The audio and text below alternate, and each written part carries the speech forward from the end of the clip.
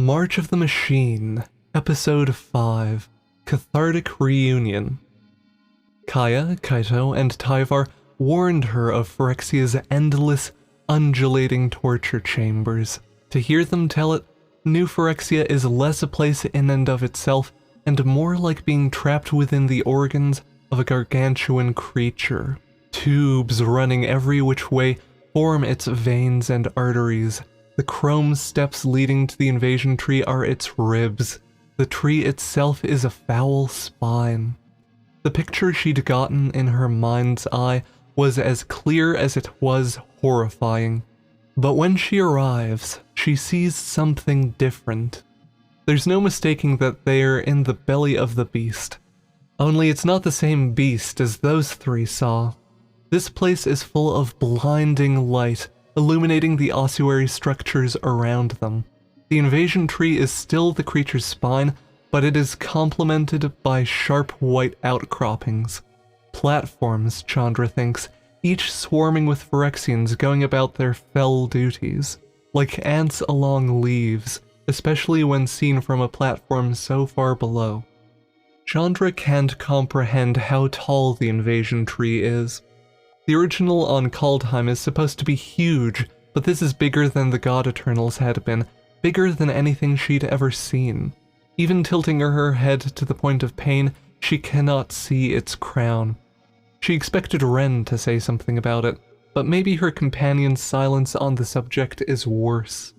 "Come now, we mustn't take root," is the only thing Wrenn says before she starts moving. The flames within her spit crackle against their containment. Fire is always eager to show how it feels.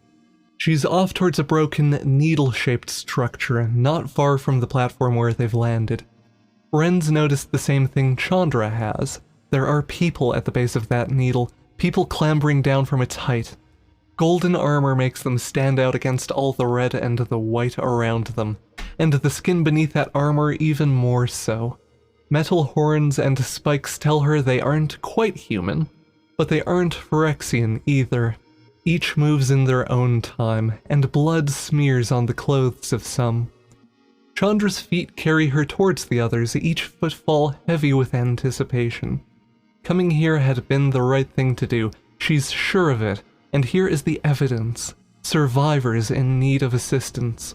Teferi always said, difficult times make quick allies. "Taking that scrambler down paid off. I didn't expect help so soon," calls one of the survivors near the base of the needle. To her surprise, he doesn't seem all that happy to see her. Steel juts from his skin like the scales on a serpent's brow, a stark contrast to Phyrexian aesthetics. He must have some kind of kinship with the stuff. Some of the other survivors float to the bridge, clinging to rocks he seems to control. Wrenn is quick to help with Seven's tall reach. "Came out as soon as we could," she says. "My name's Chandra. This is Wrenn." "Planning to stick around?" "What? Of course we are. We wouldn't have come otherwise," Chandra says. "That might mean you die here." He crosses his arms, studies her. One of the women in the group sighs. Unlike any of the others gathered, there's not a trace of metal on her anywhere. Against the hard lines of New Phyrexia's landscape, her features are soft. "I'll take that chance. There's too much on the line to sit back and do nothing," says Chandra. A beat passes between them. Him narrowing his eyes, her staring him down. After what seems too long, given the circumstances, he nods. "Koth," the man says, introducing himself. "That's Melira. Is it just you two?" "For now," Chandra says. "I mean, maybe. I don't think—" Koth palms the back of his head. He seems to be considering. "2 people."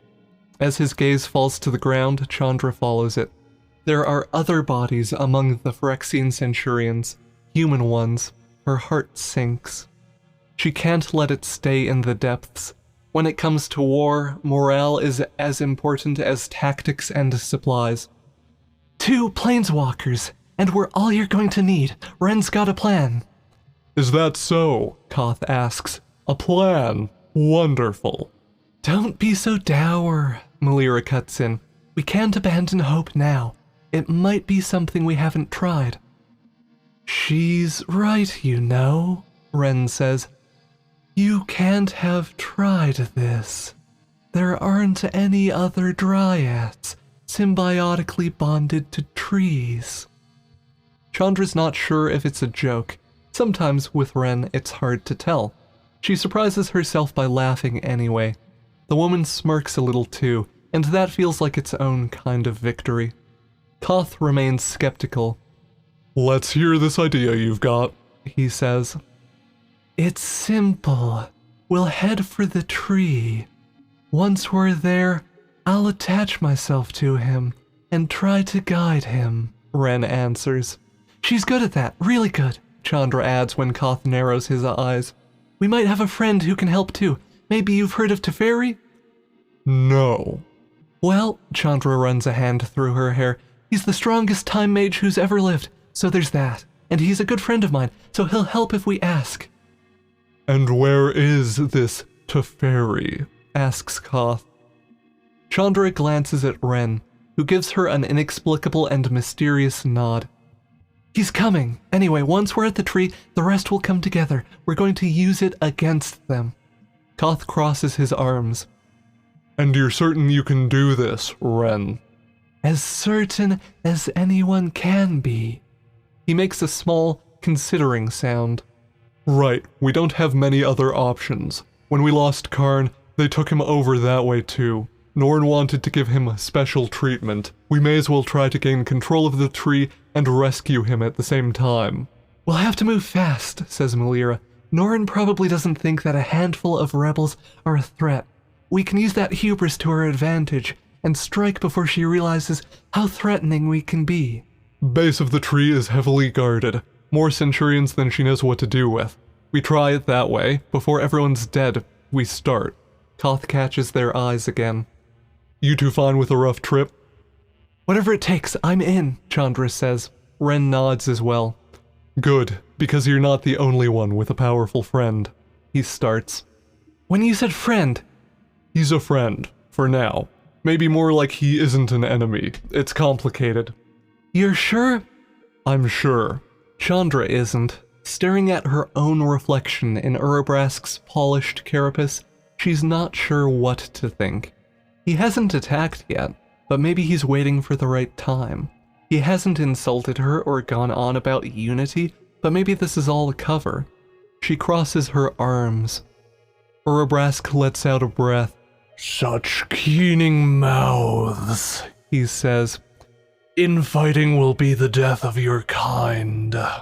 Chandra frowns. He's right, and she kind of hates that he is. Wrenn offers a consolatory hand on her shoulder as Urabrask turns towards the edge of their platform. The main pathways to the invasion tree are guarded by more Phyrexians than your mind can hold in one place, he explains. He doesn't need to point them out with his claws, but he does. If one of them sees us, Norn will know instantly. Koth learned this earlier. As a show of goodwill, I told him of the passage you took to get to this platform. The path they'd taken was well hidden. At the time, Chandra thought Koth sensed it beneath the ground with his powers. They hadn't seen a single patrol on their way through the twisting passage. A good thing, too, with how narrow some of it got. Organic eyes can behold the Realmbreaker without obstruction from here. More importantly, the trajectory is clear and lies within the boundaries of your cognition. Your chance of success is still almost non-existent. I came here to help, Chandra snaps. I don't care what some Phyrexian weirdo thinks of me. I'm going to do what I can here. Why are you even helping us anyway? Fire roars from the eye holes of Urabrask's carapace. Because Norn stifles the fires of creation with her pontificating. Phyrexia cannot thrive if there is only one Phyrexia. Magma drips from his jaws, plumes of smoke rising from the holes they burn. Even a newt understands. Urabrask serves no one. Melira steps between the two of them. Let's keep our eyes on the prize. The plan's to have Koth fling you two over the divide. Why just us? Chandra asks. Truth be told, she's grateful for the break. The rest of the Morans will provide a tantalizing distraction for the so-called Mother of Machines. They'll find a patrol somewhere and pick a fight. She'll focus on eliminating them, leaving our path in the air free. That is maybe the simplest plan Chandra's ever heard to deal with the most precarious situation she's ever encountered. Flinging them across the divide? She takes a step to the edge of the platform. The chasm that eons before her could probably fit all the tallest buildings in Girapur stacked together. The platform overlooking the tree is so far she can cover it with her thumb. Oh, I'm not fond of aerial travel, Wrenn says. It won't last long, Koth says. I can launch us from here. Urabrask says the platform's mostly used for maintenance. Norn has the elf busy doing something else right now, so it should be clear. The elf. Despite all the fire in her heart, Chandra's blood runs cold at the thought. They're being so casual about it. She wants to snap at them again, to say that this is important in ways they can't understand, but if she does, they might think less of her. She came here to help the multiverse, after all.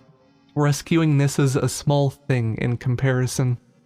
But if that's her platform, and if she's there... Let's do it, Chandra says. Glad you're on board, says Koth. The moment your dryad makes contact with the tree, Norn will know. We'll need to act quickly. Quick as your flesh can go without sloughing off. Urabrask has already turned towards the edge of the platform. Curiously, he leans down and begins carving sigils into the metal below them. This tiny clutch of people is all that stands between Phyrexia and the multiverse. The weight on her shoulders threatens to crush her. Chandra paces as if to offset it by moving. Wrenn and Seven remain standing where Koth told them to be, looking ahead at the amassed forces. The air here isn't good for Seven. The tips of her branches have gone black. Just what is it going to do to the rest of them? How long can they be here before they start changing too? That last bit of halo won't last forever. Are you ready? Koth asks. Chandra stops, one leg on either side of an inscribed rune. Over and over she opens and closes her hands. Yeah. Certainly, says Wrenn. Koth nods. Morans, are we ready? Chandra can't call the answering shouts hearty or even confident. No, she's heard that kind of tone before, and it's closer to desperation than it is to hope. Her chest hurts. She counts them, the Morans, wondering how many will be gone by the next time she sees them. Koth drives his fist into the earth. The runes beneath their feet flash to life. An instant later, they're shot straight into the air, with only the stone beneath them as an anchor. Air whips across their faces. Chandra shields her eyes to keep them from tearing up. Behind her, she can hear Koth shout, "Keep yourself in the air if you have to." Would it be better if she was down there with him? It's no use wondering. Especially after they've got company in the air. Chandra's not sure what she'd call the beasts that swoop in on the attack. They're a little like birds, a little like bats, and an awful lot of their bodies are made of bladed metal. What matters is that they're in the way, and if they're in the way, they're going to get blasted. Fire melts them as surely as it does everything else, though already she's starting to feel herself flag in between blows. On the other platform, Wrenn and Seven have grabbed one and used it to beat the others into retreat. They aren't in the air long, but the bladed bats swarm them the whole time. Chandra's so busy fighting them off that she can't keep track of where they are in relation to the tree. Impact rocks her onto one of the invasion tree's lower branches.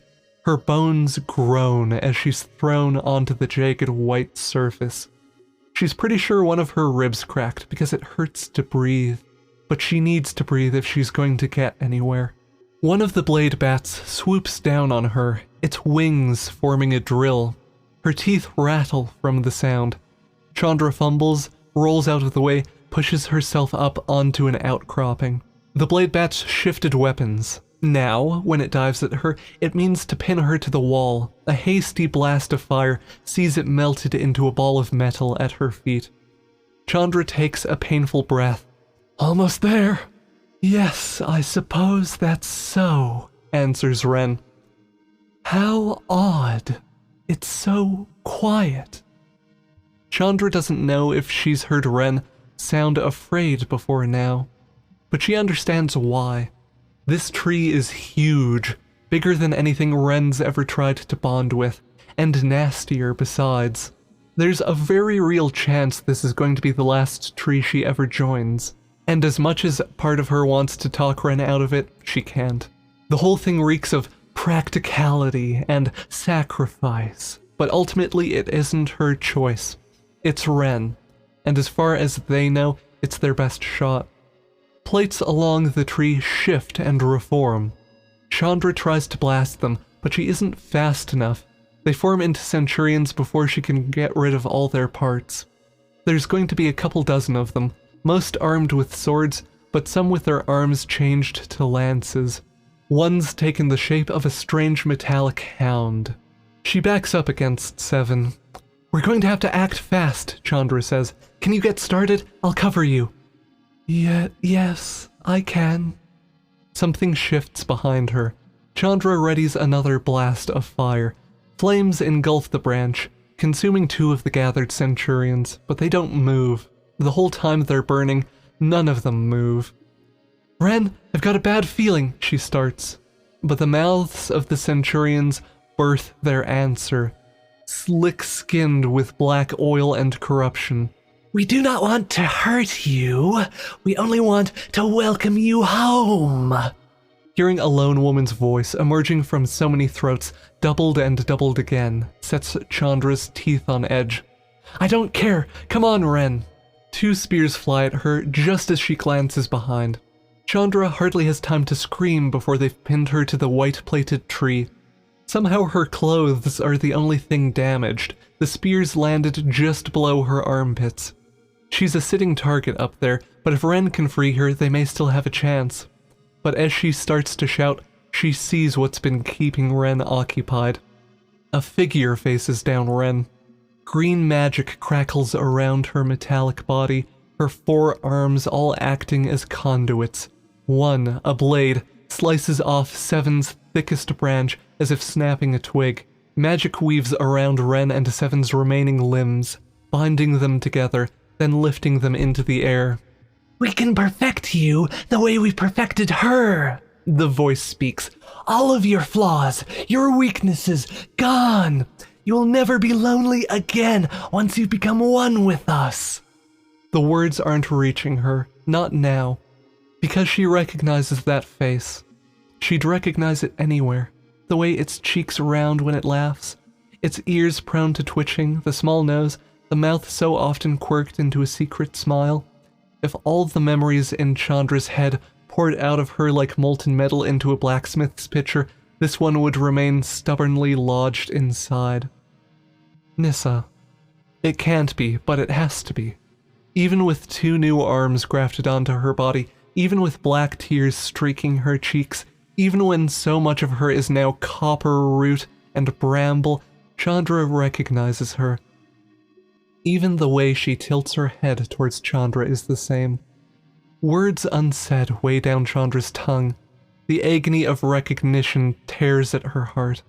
To recognize her, to recognize Nissa, like this hurts worse than dying, she's almost sure. But what could hurt more than this? But then Nissa speaks, and Chandra has her answer.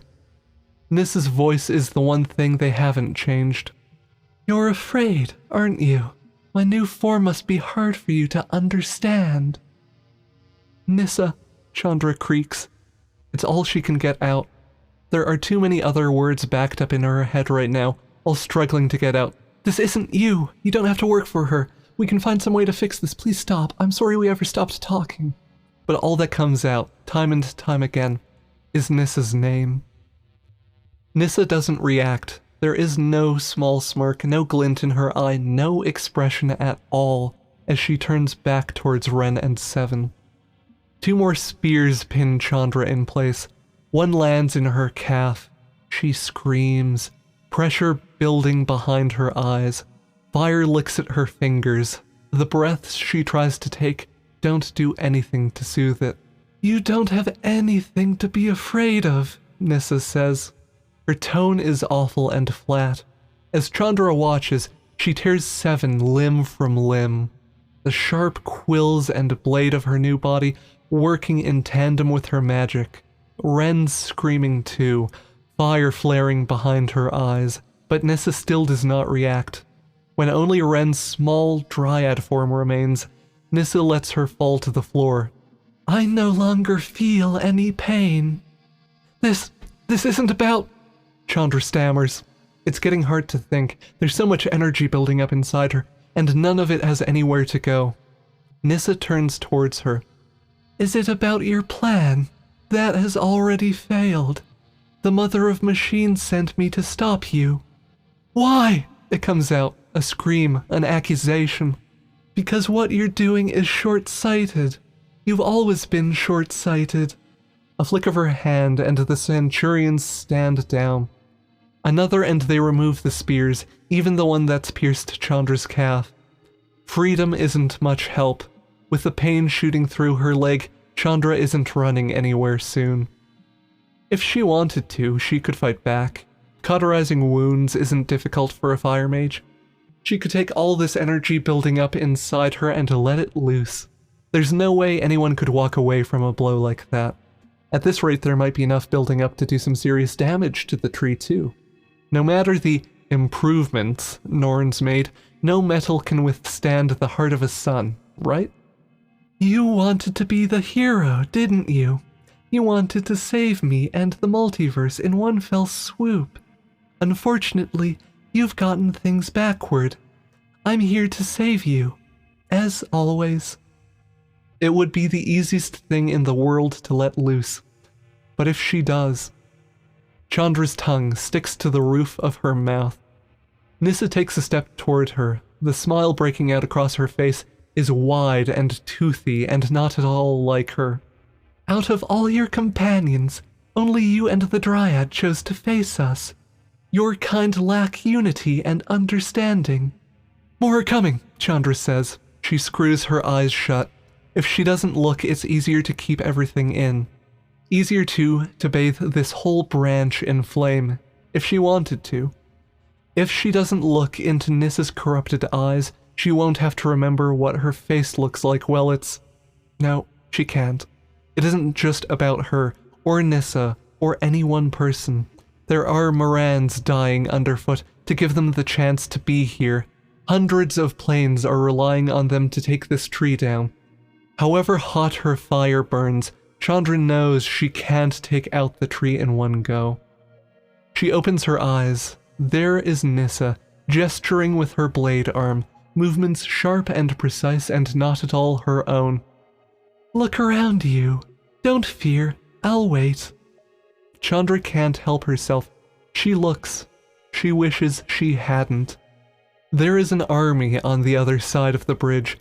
A teeming, numberless army, the light shimmering off their sleek, silvery forms.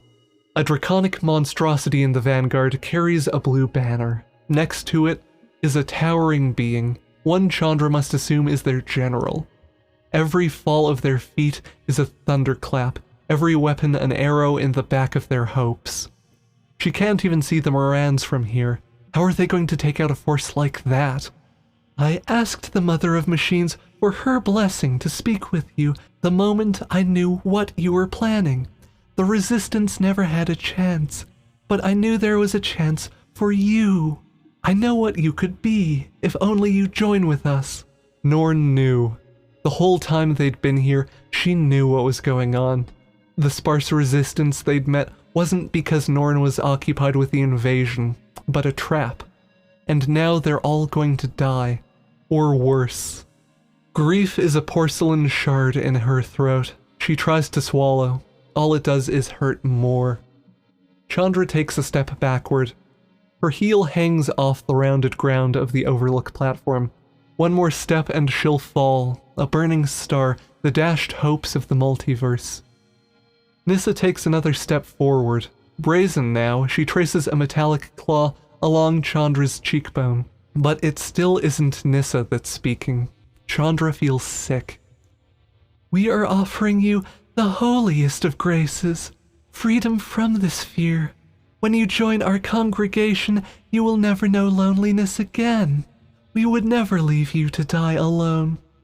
"I'm not alone," Chandra snaps. She isn't. Wrenn's laying on the ground, in pain but alive. While Nissa's been talking, Wrenn's been pulling herself closer and closer to the tree. For a second, there's hope in Chandra's eyes. Nissa soon follows Chandra's gaze to the fallen dryad. A bitter laugh leaves her lips. Copper branches spring down from the tree's surface to clutch Wrenn tight. Wrenn screams. "We see now. You're still alive. Impressive. You will make a fine guardian for Realmbreaker," Nissa says. After a moment's consideration, Nissa's head turns towards Chandra once more. "As for you, we shall say only this. There are many ways to serve Phyrexia. When you join the fold, you'll discover what it is you were truly meant to be." Chandra's breath is becoming ragged. Her head's pounding. Jaya could talk her through this, but Jaya's dead. Gideon could soak up anything she threw at them, but he's dead too. And now there's Nissa. But there's Wrenn too. And as Nissa advances once more, Wrenn catches Chandra's eye. Flames flicker within her pale body. The metal around her begins to glow. With the Centurions averting their eyes and Nissa focused on Chandra, Norn has no way of knowing what's about to happen. "Breathe," she tells herself. "Hold on a little longer." Chandra's other heel hits the edge. Fire swirls around her forearm. "I'm not giving up here!" Nissa's ears droop. Her lips part. A softness creeps in around her oil-slicked cheeks. How many times has she seen this look? In the cold hours of the night before the sun rose, when they used to talk about whatever came to mind, when Chandra spat out an idea that didn't quite make sense, and Nissa wasn't quite sure how to tell her. How many times had she seen it? Why does it hurt so much now? "Chandra." That's her voice, Nissa's voice, without any of the interference, without Norn's influence, just Nissa. Chandra's flames flicker out. Nissa holds out her hand. "Please come with us. I miss you." A life without fear. A life without the others second-guessing every decision she'd ever made. A life free of loneliness and pain. Even if they stop Phyrexians here, won't something else take its place? Bolas, the Eldrazi, Elishnoran, there was always a tyrant. But if she takes that hand right now, that story could end. It would be like running away together. Running away from their problems, and their responsibilities, and everyone who'd sacrificed everything to get them here. "I miss you too," Chandra says. Tears burn at her eyes. "I miss you so much, but I can't. I'm sorry." All that familiarity, all that softness is gone in an instant. Nissa's face is a mask of rage in the moment before the fire. Chandra ducks below Nissa's slicing arm and drives her fiery fist into the branch itself. 1 second of blinding orange is all the warning they get before the ground beneath them explodes. The impact sends her and Nissa hurtling away. The Centurions drop like stone hail. Only Wrenn is close enough to the tree to cling to it. She's going to have to handle it from here. March of the Machine, Episode 6, The Last to Leave. Fear is the first thing she remembers.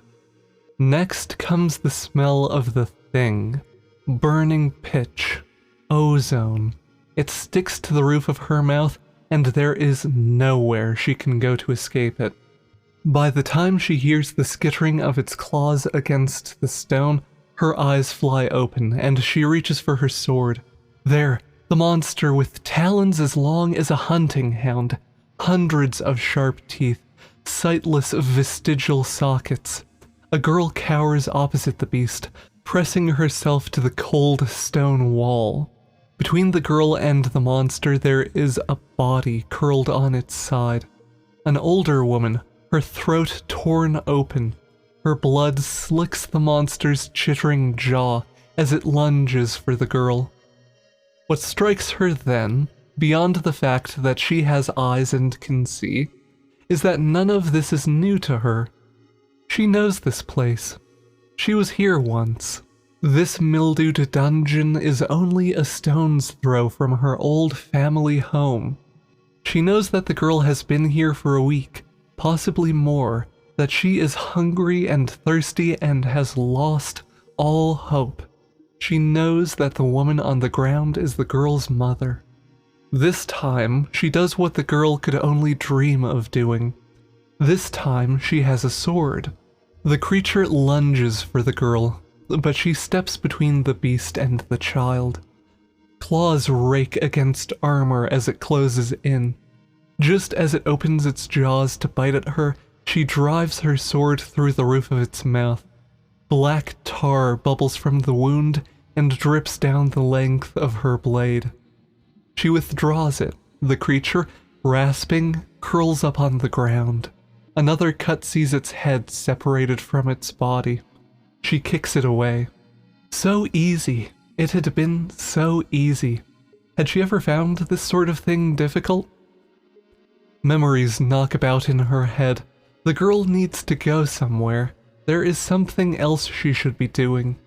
The woman needs a proper burial, but she will never have one, and it is best not to dwell on such thoughts.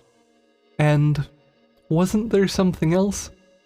What is it that she's forgetting? She shakes her head.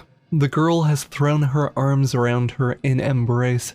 She tussles the girl's hair. "You're safe now." "Thank you," answers the girl, in a voice without any trace of youth. "You did the right thing." She looks between the creature's body and the dead woman. "Keeping people safe is what I do." "So it is, but keep in mind that you're seeing this with new eyes. Once this was difficult for you." Steps down the hall. Heel click, heel click. The girl's eyes begin to glow. She points to the door. "A splicer is coming." The word tugs at something in her mind, the thing she's meant to remember. It occurs to her that she should find a girl with glowing eyes strange, but she doesn't. There's something familiar about her too, so she kneels to get a better look. Two thick black brows, with the glossy hair to match, hair that never stayed put in anything but the sturdiest of braids. Round cheeks her mother used to pinch, a scar along her jaw from a fall she'd taken. What was it that her mother had said then? Wounds like that belonged only to the flesh, to wear a scar was a choice. At the time she'd liked that choice. It made her feel braver, even if the cause wasn't so brave at all. A sword sliding into a sheath. She understands now. "Elspeth, it's time to wake up." The floor gives out from under them. The walls fly away. The moldy ceiling is flung into another dimension. Around them stars whisper their eternal secrets. The girl's face, her own face but younger, shifts into her mother's. Blood drips from her torn throat onto her cloak. "You have a choice to make." Once more she drops. All around her the world starts to change. This village she was in, her village, is sealed beneath stone. Blocks build upon it bit by bit, assembled as if by some unseen child at play, while the trees rapidly fruit and wither, the air begins to shimmer. "Do you remember what you were becoming?" A young girl's shadow, a face amidst the shimmering beaming at her. Elspeth looks down at her own hands. They too are opalescent in the light of this place. A curious sensation prickles along her shoulder blades. A glittering feather falls from nowhere to float before her. "Just so," says her mother. "You've done so well to get here, but there's one last step to take. You must first leave your old self behind." "Is that why you brought me here?" she asks. "You came here of your own volition. When presented with the impossible, you made a choice where others balked. You rewrote fate. Part of you knew it was time to awaken. The consequences of that choice are unfolding, and we are just ahead of its author, waiting for your chance to join the tale. In killing the Phyrexian beast? No. Another memory wells up. The Silex. Her friends arguing, a way that seemed clear and right, if not easy. Didn't it explode? Maybe she's dead. Maybe all of this is a hallucination. It isn't. I don't like having someone reading my thoughts, Elspeth says. You think loudly, answers the voice. She sighs, or thinks she does, in this strange body. Before her, the stones are stacking themselves higher and higher, a needle against the sky. As it reaches its peak, she begins to recognize it. New Capenna. What do I have to do? You must make one more choice, and you have a little time to make it. Your mortal wants and desires must not enter into the equation. It sounded simple enough, but she had the feeling it wouldn't be. What do I have to choose? All the planes are aflame. You've seen some of what's happened, but not all. Soon you'll see the rest. You must choose where to intervene, says the voice. What did she mean by... Ah, a cabin. An old friend in tears outside it. A woman in a ship, swaying uneasily through the sky. A young man at war with something that was once a dragon. The fragments come together in her mind like a blasphemous sheet of stained glass. Phyrexia. This is about Phyrexia. The moment she has the thought, the world above her shatters. New Capenna's skies go red as pomegranate. A massive white structure pierces through the clouds. The structure, something like the tendril of a god, wraps around the city. Windows shatter, monuments tumble, girders snap. Cracks run up the side of the tower. Oil spills from the tendril, coating the surface in glistening black. Pods like carrion insects descend on the city. But New Capenna isn't dead. Not yet. It can't be. The whole city is fortified against attack. She learned that herself. Elspeth wants to see more. Soon she's surrounded by fire and rubble. The blood is ankle deep on the streets of New Capenna. It takes her a moment to realize the piles of leather along the curbs are the shucked skins of two slow citizens. There are more Phyrexians around her than there are people. And worse, floating above them all is something that was once an angel. The sight makes her feel sick in ways she cannot express. They call her Atraxa. The voice is different now, yet not unknown. Her mother's. It isn't a convincing mimicry, but there is some warmth in Elspeth's heart at the sound nonetheless. An angel corrupted by the hands of 4 praetors, one of their most fantastical generals. A whistle in the air. Something explodes against Atraxa's helm, but in its wake, nothing. Not a crack. She sweeps her scythe through a cluster of survivors as easily as a farmer reaping wheat. Elspeth has seen war before. It is familiar to her, if never quite comfortable, to be in the thick of the melee. On Alara, Theros, and Mirrodin, she raised her sword to protect the innocent, to find peace. But this place is different. There isn't anything she can do. The quill of a Phyrexian beast shoots clean through her body. A faint tingle is all she feels, but behind her its prey sinks dead to the ground. A bat-winged creature that might have once been a maestro descends upon a fleeing man. She tries to save the man only for her hands to fade through him. Remember what you've been told, El, says her mother. You have to choose where to help. Elspeth swallows. As she looks up, Atraxa sweeps the plaza once more. Heads and torsos fall to the ground beneath the watchful eye of the seraphs. This place used to be home. I never imagined it grow to this size, of course, but it was home all the same, says her mother. The Capennan people welcomed us with open arms. Decades later, they welcomed you again. Atraxa lets out a horrific screech. In the skies, the winged creatures array themselves into a grid. The invaders have been given strict orders. There are to be no survivors on New Capenna. Only our organs and bones will live on. Like arrows, the winged beasts descend upon the upper levels of Park Heights. And it seems they have reason to. Riveteers dangle precariously from whatever holds they can find, red-hot tools in hand. Bolts and nuts drop from the surface of the place like falling petals. "There are some who fight," says her mother. "There are more who have given themselves over to corruption. Power's voice is booming, isn't it? But there are always some who fight against impossible odds, people who need help, inspiration." Closer still. Within the belly of Park Heights, orders are shouted to and fro, a cacophony of engineering. Gouts of steam melt the invaders' armor as they reach for those inside. Yet they cannot protect everyone. For every riveteer that is saved, 2 more are carried away between metal jaws. They don't have long. "You could be that for them. This was our home once. You could save it with your own 2 hands. Build something anew." Could it be? Although she'd met kind people who did welcome her, there were those who'd take any excuse to see her fall. Could she spend the rest of her days here? The woman's words echo in her mind. She must make the right choice. She must do what's needed. Elspeth turns. She catches sight of the Seraphs once more and nods to them. As dire as things seem, New Capenna had its defenders. "This isn't the place," she says. A thundering sound. The walls fly out again, becoming as flat as paintings before fading into the black. The longer she falls, the more of them she sees. Students slinking down corridors, away from their changed professors.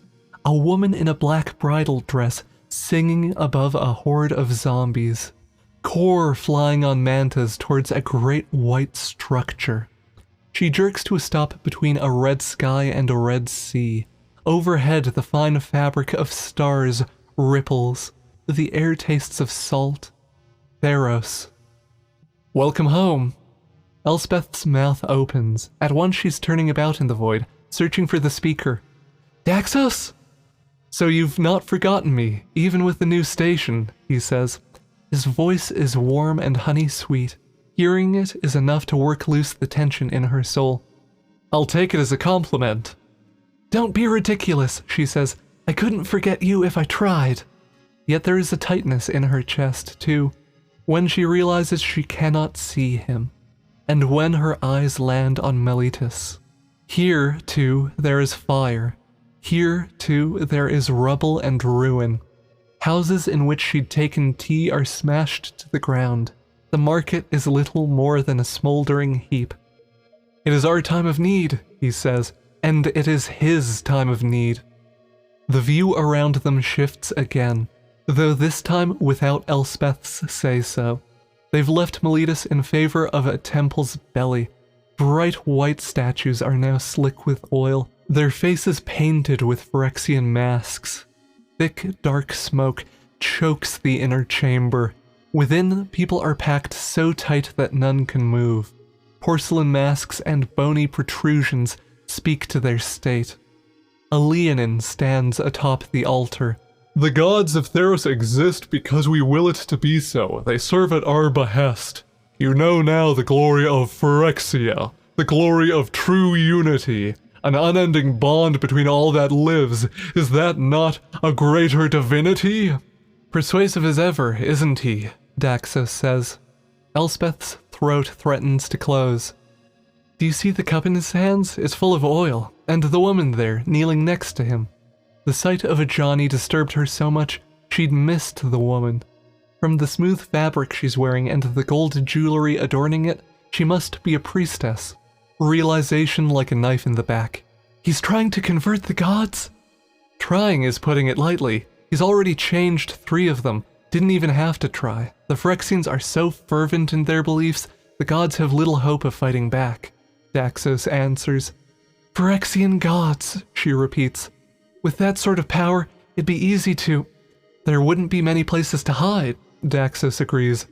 "But do you know where we are? Whose temple this is? Look carefully." A statue's severed head among the wreckage. The moment she turns her attention to it, she feels like a fool. Heliod, of course.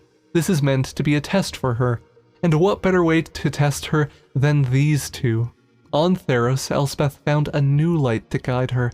They'd parted on bad terms, but could she stand back and watch as Ajani anointed him with this foul oil? The whistle of an arrow kills her thoughts. The bowl in Ajani's hand shatters. Falling shards cut the priestess's face. As Ajani turns towards the shooter, the priestess tries to get away. Two in the crowd hold her aloft.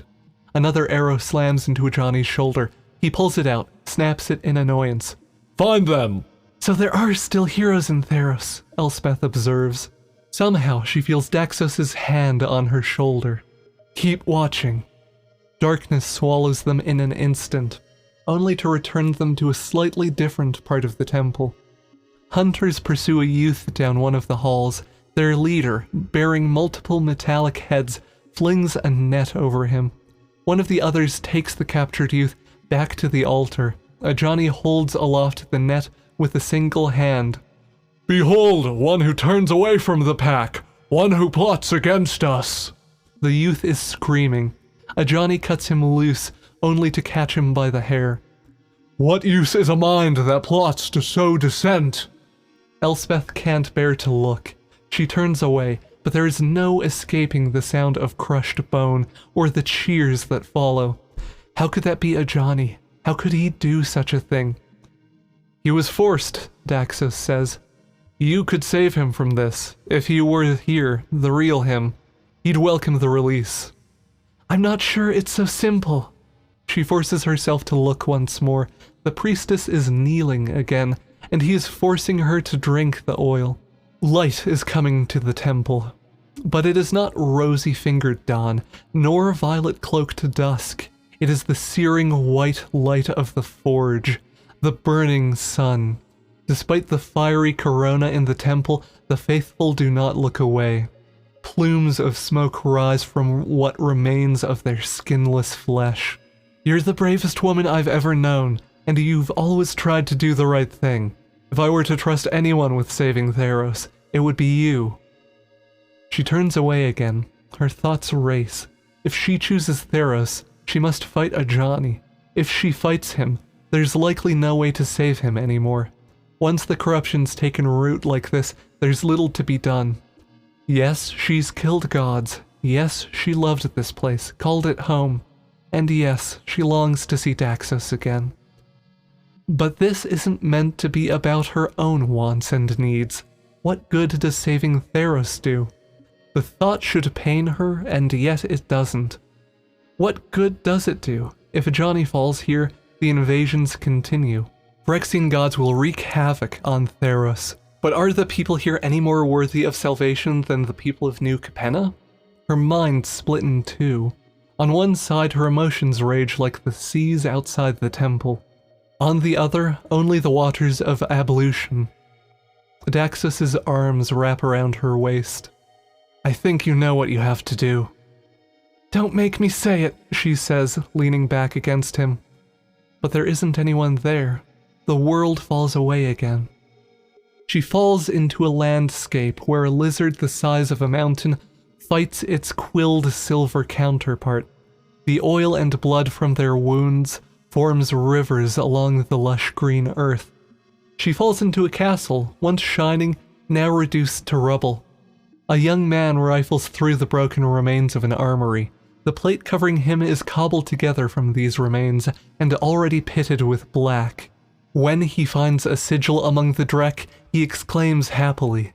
Now, he thinks he will be able to defend his family.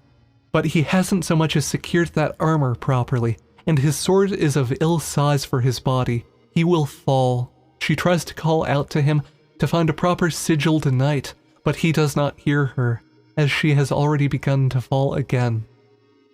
Through ranks of horsemen beating war drums, their hounds on the hunt for Phyrexian enemies, through a neon city protected by towering mechanical guardians, through strange swamps and twisted hills, she falls and falls, until she lands in a place she'd hoped never again to see. The invasion tree stands, as proud testament to the unending triumphs of Elesh Norn. Red pulses from beneath its clean white plates as it reaches for the heavens, and, indeed, pierces them. An undulating army packs one of the bridges before it, their banners and their forms, strangely curved, rife with tubes and vats, mark them as Jin-Gitaxias' creations. There must be thousands of them. How many are newly formed? How many come from the places she's just seen? Desperation drives her closer to the base of the tree. She left, but the others must have stayed. They wouldn't abandon such an important fight. Surely there'd be someone. But when she arrives at the base of the tree, Elesh Norn is the first creature she sees. Sat upon a porcelain throne, its sides uncomfortably close to spines, she surveys her creation. Before her, Urabrask is lashed to a machine. 2 centurions on either side wind wheels nearly as large as they are. With every turning of the wheel, Urabrask's limbs are wrenched further away from his body. Now he is little more than a howling pile of sinew. Flanking Elesh Norn are 2 makeshift choirs, living instruments who sing the glories of Phyrexia. Still, what emerges from their unholy throats can hardly be called a song. They keen, they screech, they double their voices. Not once do they approach anything like a melody.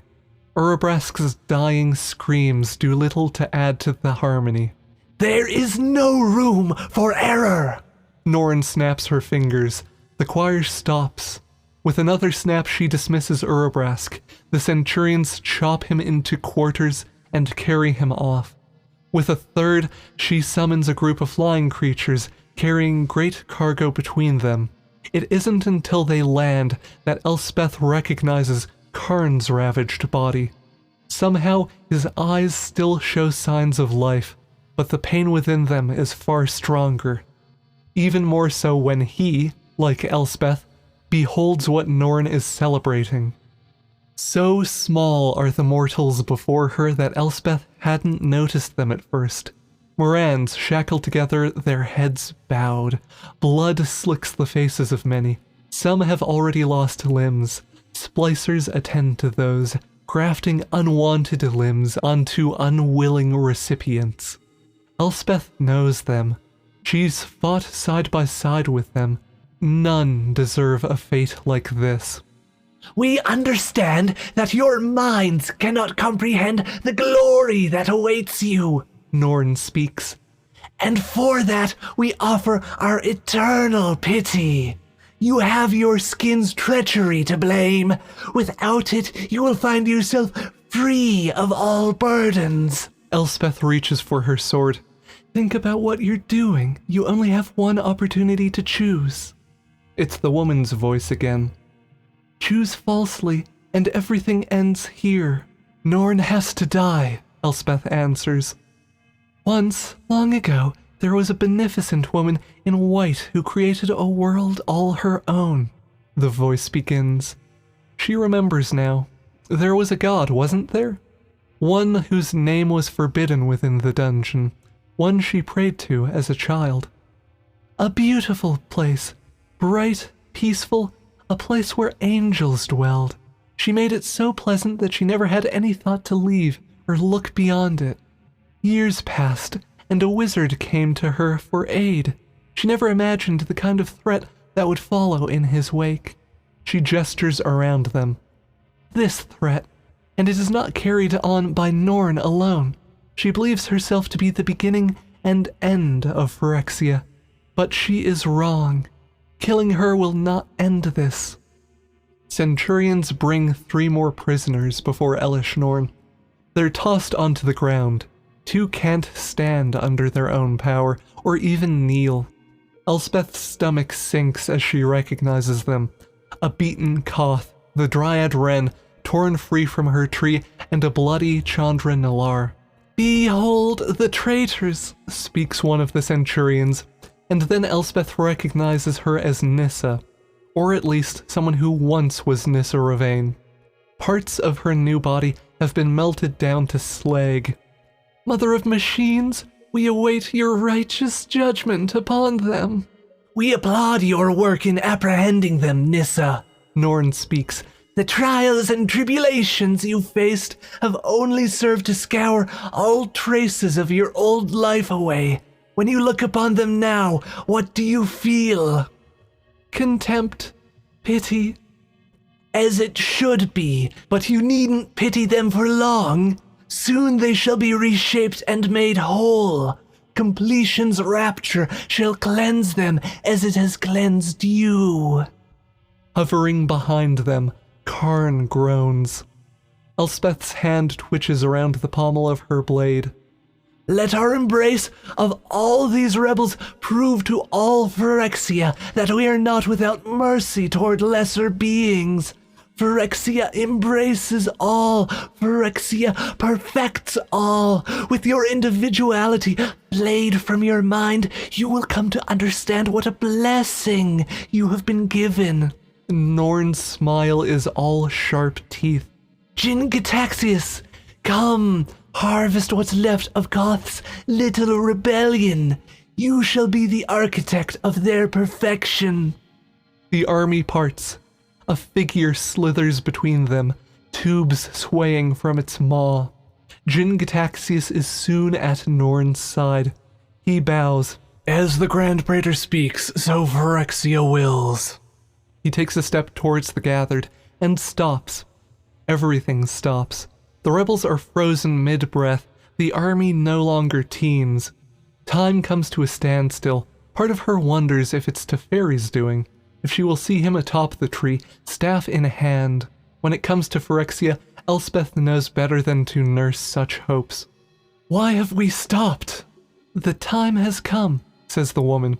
A shimmering shape coalesces between Jin-Gitaxias and Koth, his first target. She is a serene-looking woman, her features kind. Still, there is a certain sadness weighing down her shoulders. I must hear your decision. Who are you? It slips out without her thinking. My name hardly matters anymore, but you once knew it, she says. She walks between the prisoners, stopping now at Chandra. The pyromancer cannot even kneel under her own power. The woman steadies her. Think carefully. Do you still think Norn must be killed? Try she might, Elspeth cannot imagine the multiverse at peace so long as Norn lives. When a limb's gone sour, you have to cut it off, she says. Strange, we heard something similar once, didn't we? The woman says. She moves to Wrenn, kneels to prop her up. The Dryad is looking towards the invasion tree.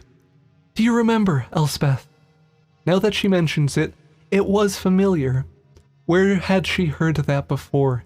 She racks her memory, sifting through all that she's seen until at last the voice comes back to her. When a branch has gone rotten. Wrenn. They'd said the same thing, the two of them, separated by time and place. Just as Elspeth knew what had to be done, so did Wrenn.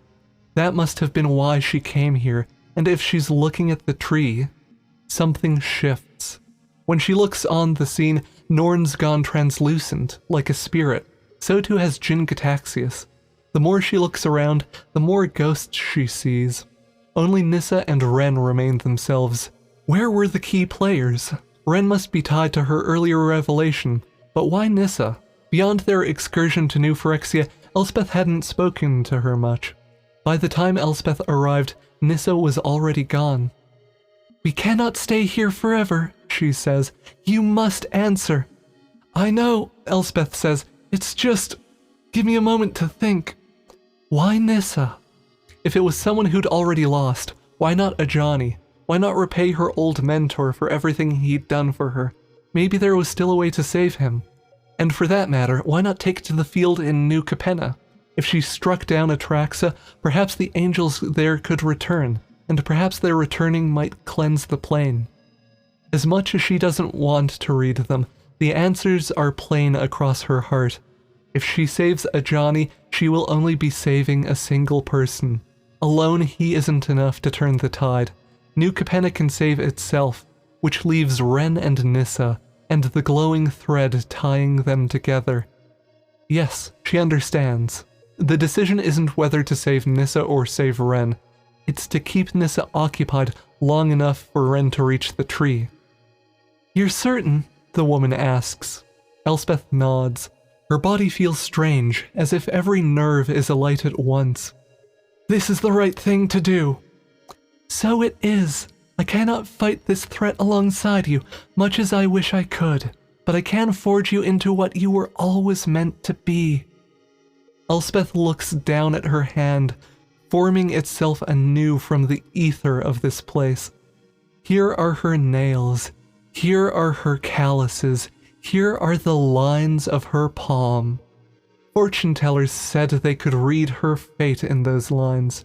She wonders if any of them knew where she'd end up. I'm afraid, Elspeth says. Once more it simply slips out of her. She didn't even know she was afraid until she spoke, but she is. There's a numbness creeping into the back of her mind. She thinks of Daxos, of Theros, of the home she once imagined. It all seems like a pleasant dream. The woman embraces her. Fear is always the last thing to leave, the woman says. You've slain it time and time again. Do not falter now, Elspeth. It is the last thing she hears before Sarah fades away. What an odd sensation it is to be reborn, to feel yourself being stripped away and changed. The wings on her back are heavy as plate mail, yet she cannot remember a time when she was ever without them. This body of hers is different, and yet it has always been. She is Elspeth, and she is not. There is no more room for indecision. The multiverse hangs in the balance. All her life she's been asleep. It is time to wake up, time to become what she was always meant to be. Jin Gitaxias raises his claws. Elspeth's sword is there to meet them. March of the Machine, Episode 7, Divine Intervention. Tell her not to follow me. None of you should. Not ever. The first time Karn tried to solve Mirrodin's Phyrexian problem, he'd left word behind that he wasn't to be pursued. It was a conscious decision. The corruption was taking hold of him. Mirrodin fell because of Karn. In his arrogance, he'd shaped the plane. In his hubris, he'd left one of his own creations in charge of it. In his ignorance, he'd tracked Phyrexian oil throughout the plane. If he'd been more present, he might have realized Memnarch had lost his way. If he'd paid attention, he might have seen the oil dripping in his wake. But he wasn't present, and he wasn't paying attention, and Mirrodin's fall crushed anyone who lived within it. Don't follow me, he'd told the others, because all of this was his problem, and solving it was going to kill him. And he was right. If it wasn't for Venser sacrificing his spark, Karn would be dead. A brilliant inventor, teller of awful jokes, and general thorn in the sides of most who knew him, Venser was part of the group that had come to find Karn when he was deep in the throes of Phyresis. Koth and Elspeth beat back the enemy's legions long enough to buy Venser time to find him deep within Mirrodin's core. Melira had made Venser immune to corruption, and Venser, time and time again, Karn swore that he'd do honor to Venser's memory. Venser had seen something in him, something worth dying for. If Karn let himself die, he'd be betraying that hope, which makes his current predicament even more painful. Lashed to a floating piece of slag, held aloft by Norn's choir, made of the same material that had arrested his planeswalking in the caves of Koilios, what felt like years ago. He has the perfect view to end the multiverse. Most of his body has been taken for scrap. Karn used to wonder why he could feel pain. People are less likely to hurt something that screams, Urza said. What a shame Phyrexians aren't people. Karn's in agony. He has no choice but to embrace it, reshape it, make it something useful. An anchor that will keep him tied to what remains of this body. So long as he can feel that pain, he is himself. And surrounded by the triumph of his failures, it only feels appropriate. This is the end of his creations, of the multiverse, of him. Knowing Norn, it won't come quickly. Between Vorinclex's endless taunts and Jin-Gitaxias' prodding, Karn has no illusions about what's going to be done to him. What is being done to him. The Phyrexians have been taking him apart, piece by piece, and repurposing his silver body. Vorinclex and Jin-Gitaxias have different ideas on how best to do that, but the core idea is the same. And Norn? Norn wants him to suffer. He sees that in her fang-ridden smile. False patriarch, She says to Karn. Isn't this a blessed sight? After all your years of stumbling, to see the heights we've climbed without you. Karn does not look at her, cannot. He has precious little power left within him. With whatever remains, he wants to remember his friends. It is the least he can do for them. Koth sits straight-backed, even as Jin-Gitaxias advances towards him. Of the captives, he is the only one to meet Karn's eyes. The others all have their reasons. Chandra is too beaten to kneel upright. And Melira? Melira can't bear to look either. Though his heart aches, he understands. After all that they'd worked towards, all their time struggling against the impossible, the sacrifices and the dreams, they are all going to die here. Because of his mistakes all that time ago. If he were in her position, he wouldn't want to look either. His Miran would-be rescuers have lost limbs. Some are already being spliced into new monstrosities.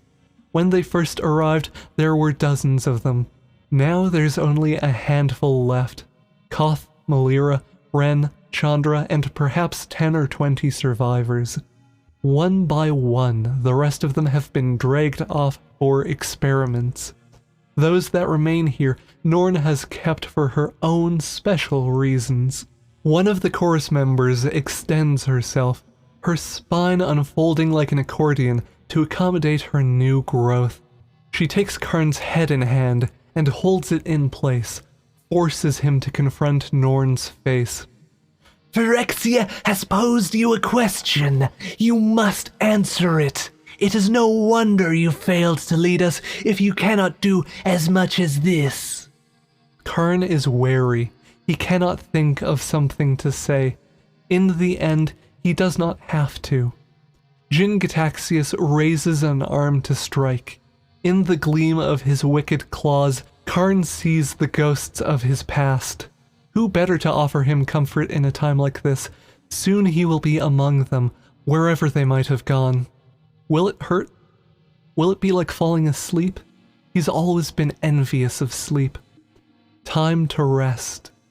He closes his eyes, for a flash of gold to blare across his eyelids. A clarion call shatters the chitter-skitter of Phyrexia's great machine. The gathered forces have only an instant's warning for what is to come, and no idea what it might be. As golden light swallows the onlookers, Karn hears the clashing of metal, and because he was built to function in the strangest environments, he can see what has appeared in the center of the shockwave, now rocking the bridge. An angel, in gleaming armor, a golden blade now raised to counter Jin-Gitaxias' strike. She descends from on high like the lance of an angry god toward them, and when she lands, she craters the metal beneath her. Her impact sends dozens of Jin-Gitaxias' legion tumbling into the abyss. The choir's delicate bodies aren't meant for an impact like this either. Soon they plummet into the dark as well, sending Karn's chunk of slag hurtling to the ground. Still, he watches. "You will not strike this man down," says the angel. Wait, doesn't he? That voice. Karn isn't the only one to recognize it. One arm's length away, Elesh Norn lets out a keening screech. You! When the light fades, Elspeth Tyrell stands in the center of the crater. Yet this is Elspeth as Karn has never seen her, flanked by radiant golden wings. The many wounds of her past no longer mark her serene face. Jin-Gitaxias scrambles backward, his servitors closing ranks to protect his escape. Elspeth lets him go. She's busy elsewhere, placing a hand on Chandra's swollen face. Healing light flows from her into the pyromancer.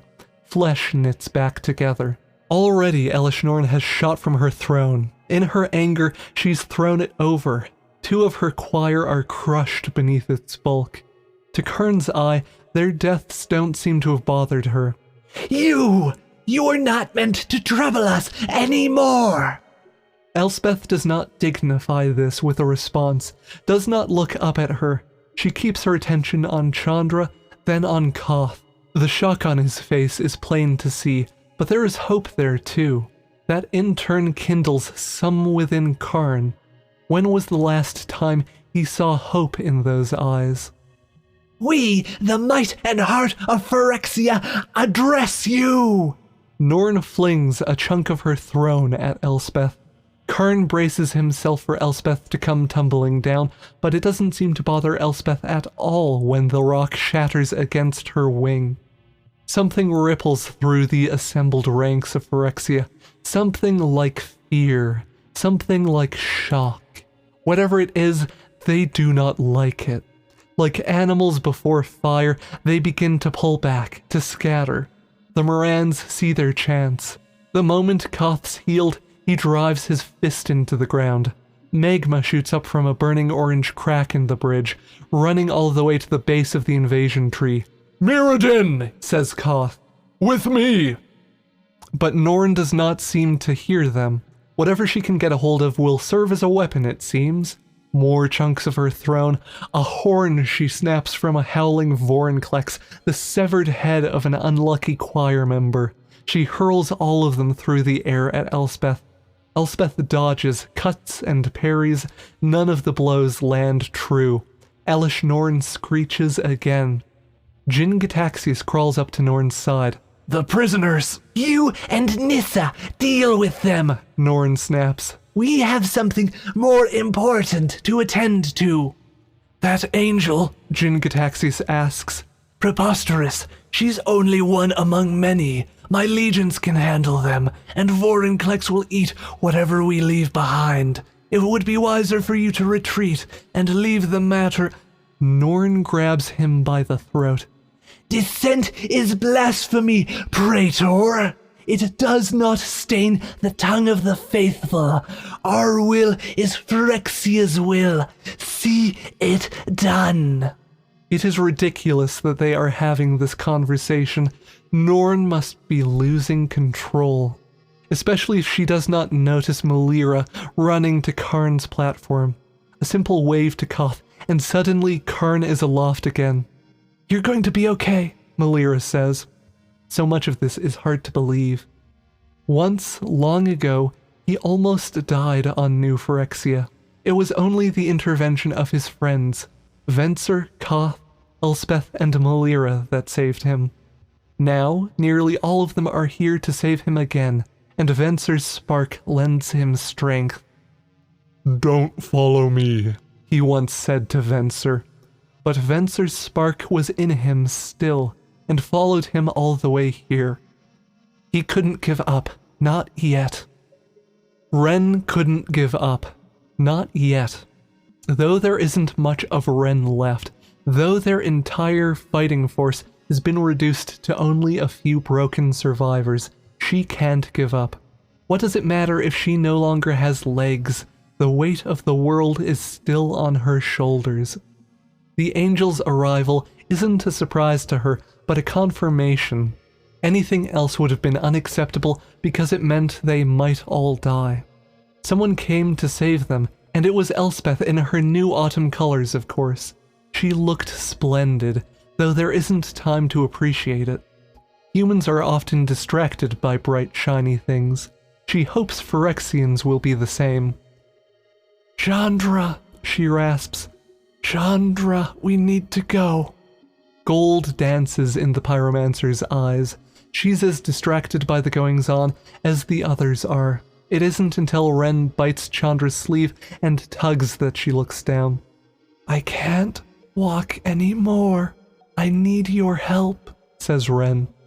It's all the explanation Chandra needs. Reality seems to set in for her again. She scoops Wrenn up. "You've got it, let's go!" Together they take off.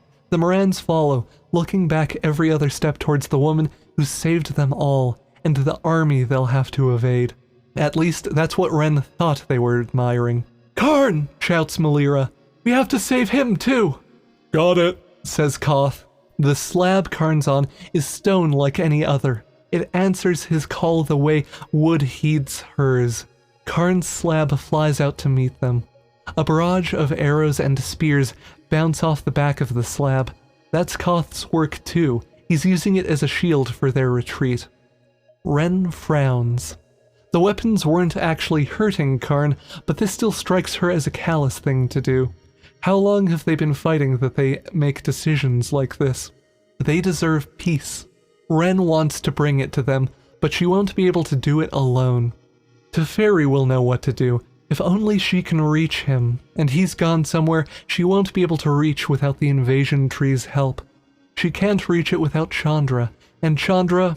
"Drop the dryad and there's still hope for you, Chandra. You're smart enough to know I'll kill you otherwise." Chandra still had Nissa to deal with. They all do. No matter how fast they run, none of it is going to mean anything if Nissa catches them, and she means to catch them. The elves flinging the bodies of the fallen back at them, her steps certain and inevitable. Wrenn wishes she hadn't turned back to get a look. There's no compassion in those eyes, no mercy, no trace of the woman who was once there. Koth has his hands full, keeping the others from getting hurt. Karn's as torn apart as she is. The fleeing resistance, they're doing all they can, but what they can do to a Phyrexianized elven planeswalker isn't much. Elspeth's distracting Norn. And Chandra? Chandra can't bring herself to hurt Nissa. Wrenn knows that without having to ask. They need to get to the tree, and they will. Wrenn's sure of it, because if they don't, everyone will die, and that can't happen. What she can't see from here is how. All she has is faith. Phyrexia rages, yet it cannot break Elspeth Tirel's peace. It is a peace as certain and solid as her golden armor, as hard-won as her battle scars. Chunk after chunk of porcelain comes flying at her, and she does not so much as flinch. These are the desperate actions of a person who knows they are going to lose. Elspeth is above all that now. Once she'd found Norn frightening. Once those needle-like teeth had haunted her. Norn's uncanny voice narrated her nightmares with a false god's bravado.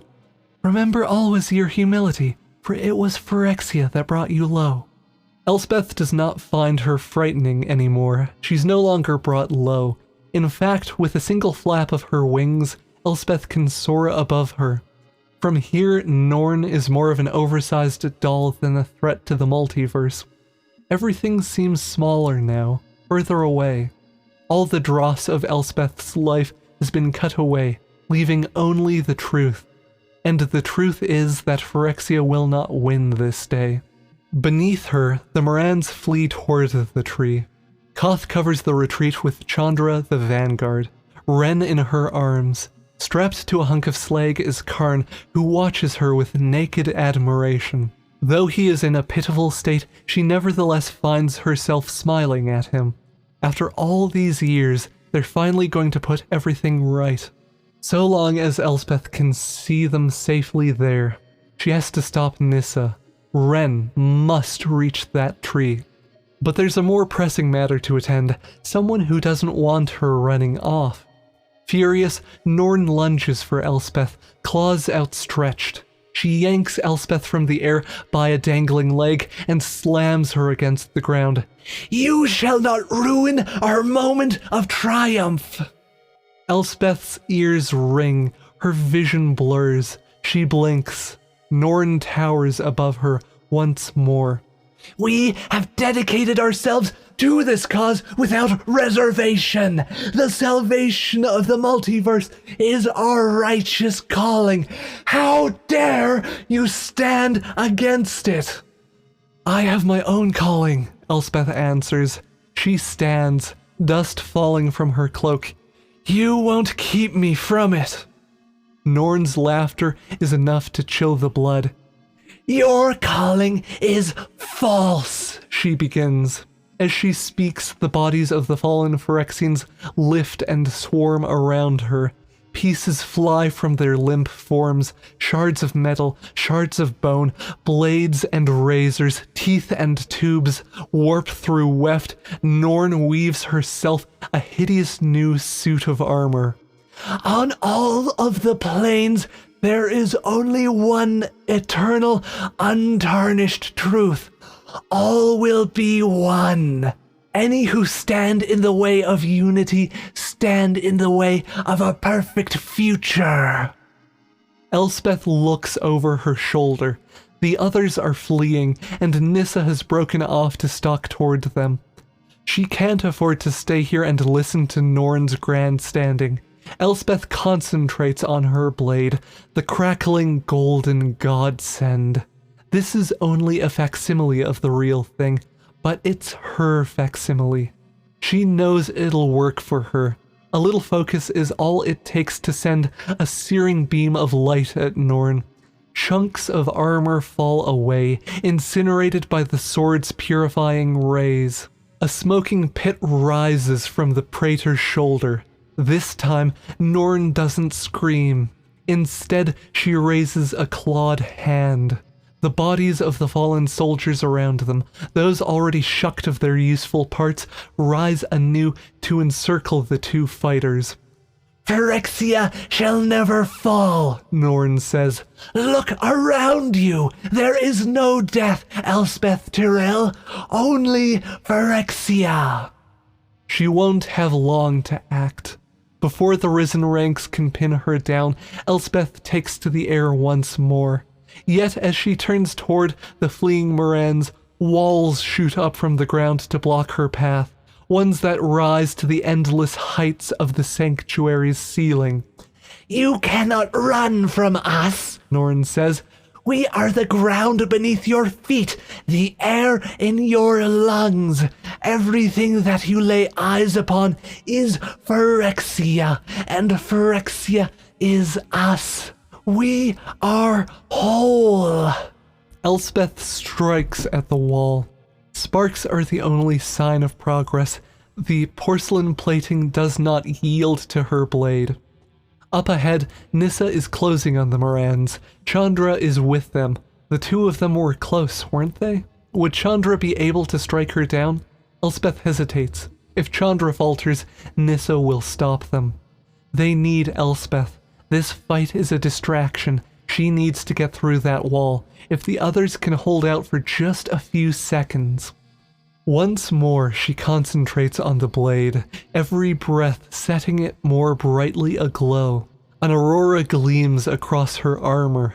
Behind and beneath her, the risen legions of Vorinclex and Jin-Gitaxias are on the attack. Lashes close around her wings. As one, they pull her back. Her muscles strain under the pressure. Why must you struggle so?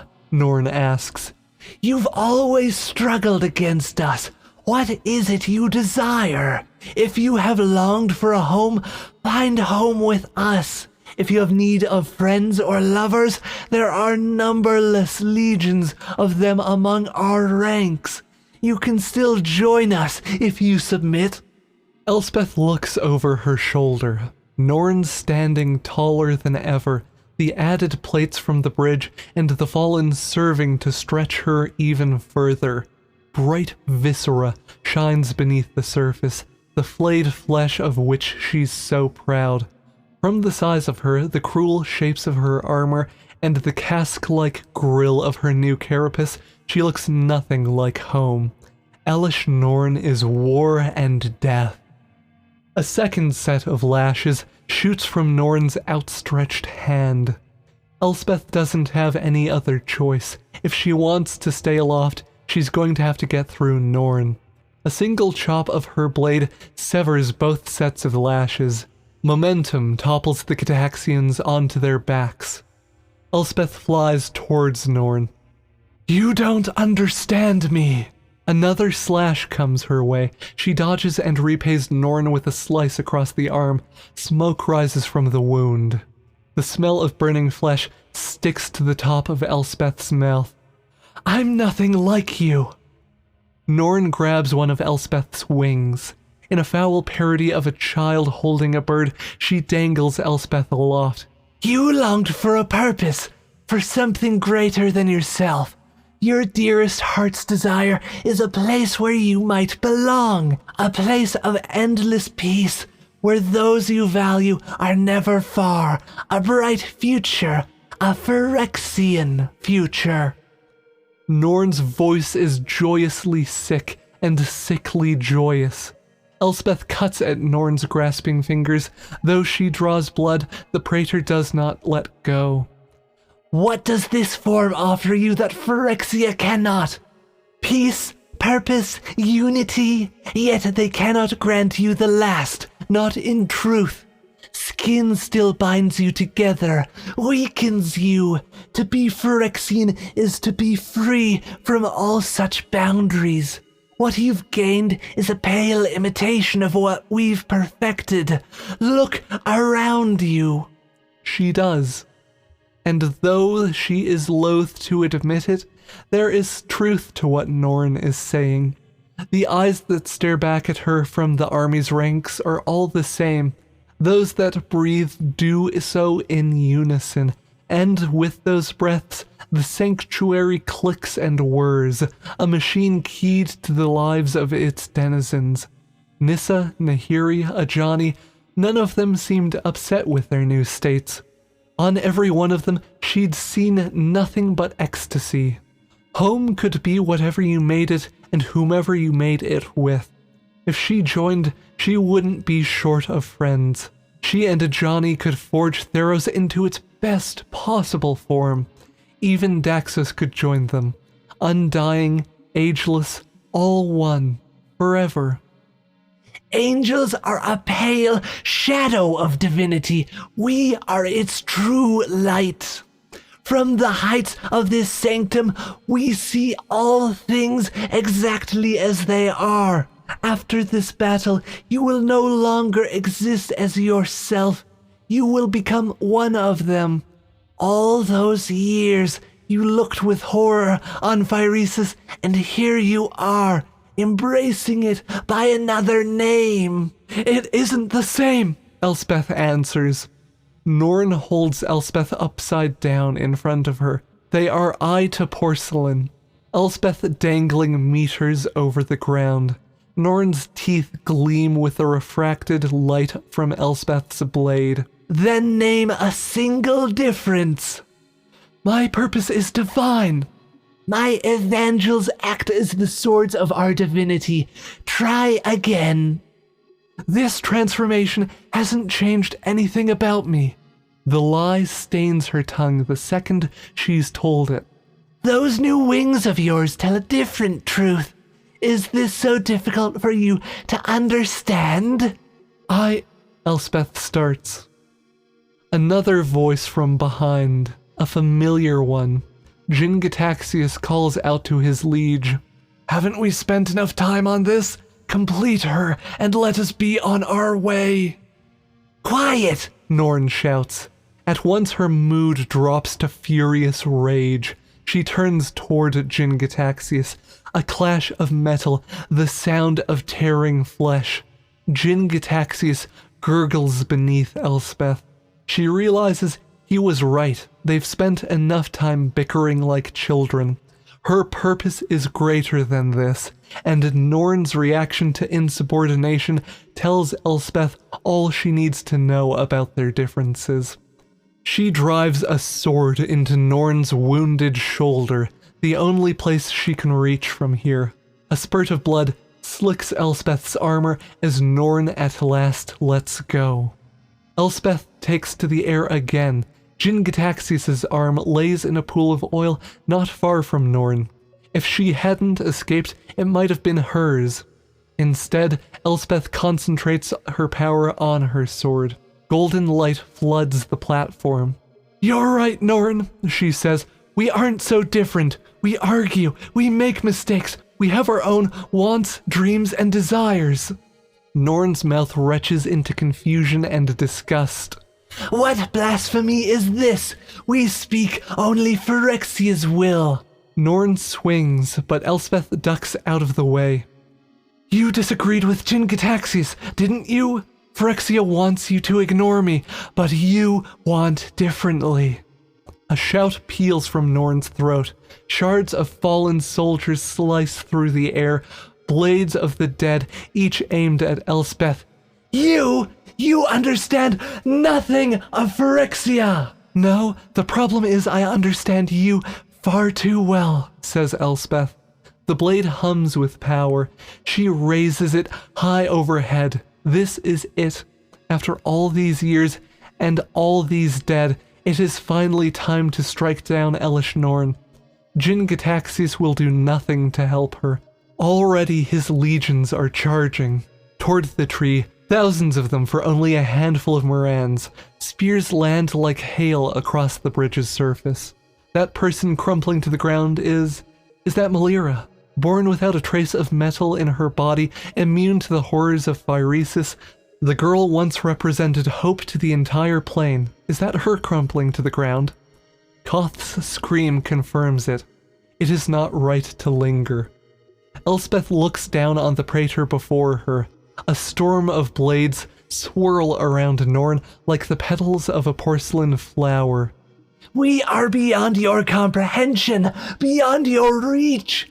When we have conquered the multiverse you've held so dear, you will kneel at our feet and bask in the glory of our creation. You will not ruin everything we've achieved.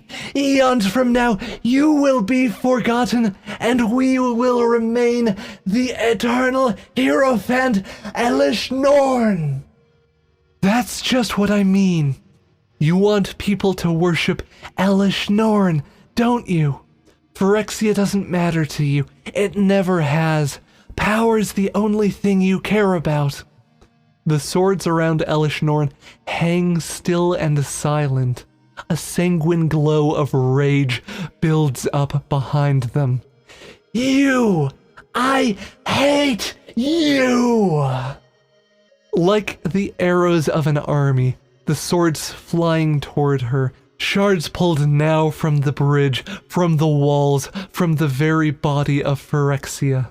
So she's finally learned to speak for herself, has she? Well, that's no longer Elspeth's concern. The swords, however, only one shot at this. If Elspeth aligns everything right. She flies straight for the wall. At the very last moment, she pulls back.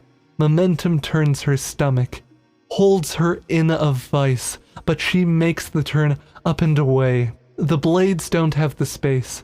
With all their problems concentrated in one place, Elspeth at last unleashes a ray of light. When the light fades, she's already halfway down the bridge, toward the tree. The hopes of the multiverse rest on her plumed shoulders. She does not hear Jin-Gitaxias get to his feet, but she does hear Norn scream, "Come back here! I wasn't finished with you!" She's dawdled too long. It is time to do the right thing. Wrenn and Chandra are almost to the tree. Elspeth's got to make sure they make it. March of the Machine, Episode 8, Wrenn and Eight. Wrenn used to think that no matter where she went, she'd always be home. Hard to argue otherwise for dryads. So often home meant a tree they'd never leave. For her, things are a little more complicated. The trees with which she's bonded cannot survive the process for long, and she herself has matters to attend to all over the multiverse. But she remained convinced that, no matter where in the multiverse she ended up, she'd never be far from another place to live. until she arrived on New Phyrexia. All her days, she could never have imagined a place like this, scoured of all natural life, at once deathly quiet and filled with artificial chittering of machines. If you asked any dryad to imagine their worst nightmare, they'd speak of a place like this. Wrenn hates it here, and she hates, most of all, that this is where she's going to die. It isn't dying that scares her. Unlike Chandra, who carries Wrenn's frail head and torso toward the invasion tree, Wrenn isn't afraid of the spears and barbs the Phyrexians unleash in their direction. The gouts of flame and molten ore that fire over her shoulder, some from Chandra, some from Koth, do not frighten her either. If anything, she wishes that she could join them, but she hardly has the strength to keep the fire inside of herself at bay. Using them against others would jeopardize everything they've come here to do. That is what truly frightens Wrenn. The possibility that she may not be able to do what everyone is relying upon her to do. The invasion tree does not sing to her anymore. He hasn't said a word the entire time she's been here, not even earlier, when she nearly managed to graft herself onto him. If it rejects her, then they have no way of controlling him, no way of reaching Teferi, no way of stopping this onslaught. And they will need Teferi if they are to stop any of this. Of that, Wrenn is certain. From here, jostling with each step, she can see the coming onslaught. Thousands of Phyrexians, with thousands more being assembled on the spot. Metal shines on each, not in the way of a knight's gallant armor, but in the way of churning forges and shining needles. And though there are more eyes staring back at her than there are leaves in a forest, she sees no life in any of them. "This place should not exist," she says. "Tell me about it." Chandra incinerates a spear before it can hit them. "We just have to hold on a little longer." Her breathing is ragged, her steps uneven. She's struggling to hold Wrenn up. Wrenn wasn't certain Chandra would ever walk again after the fall they took. Human bodies are delicate things.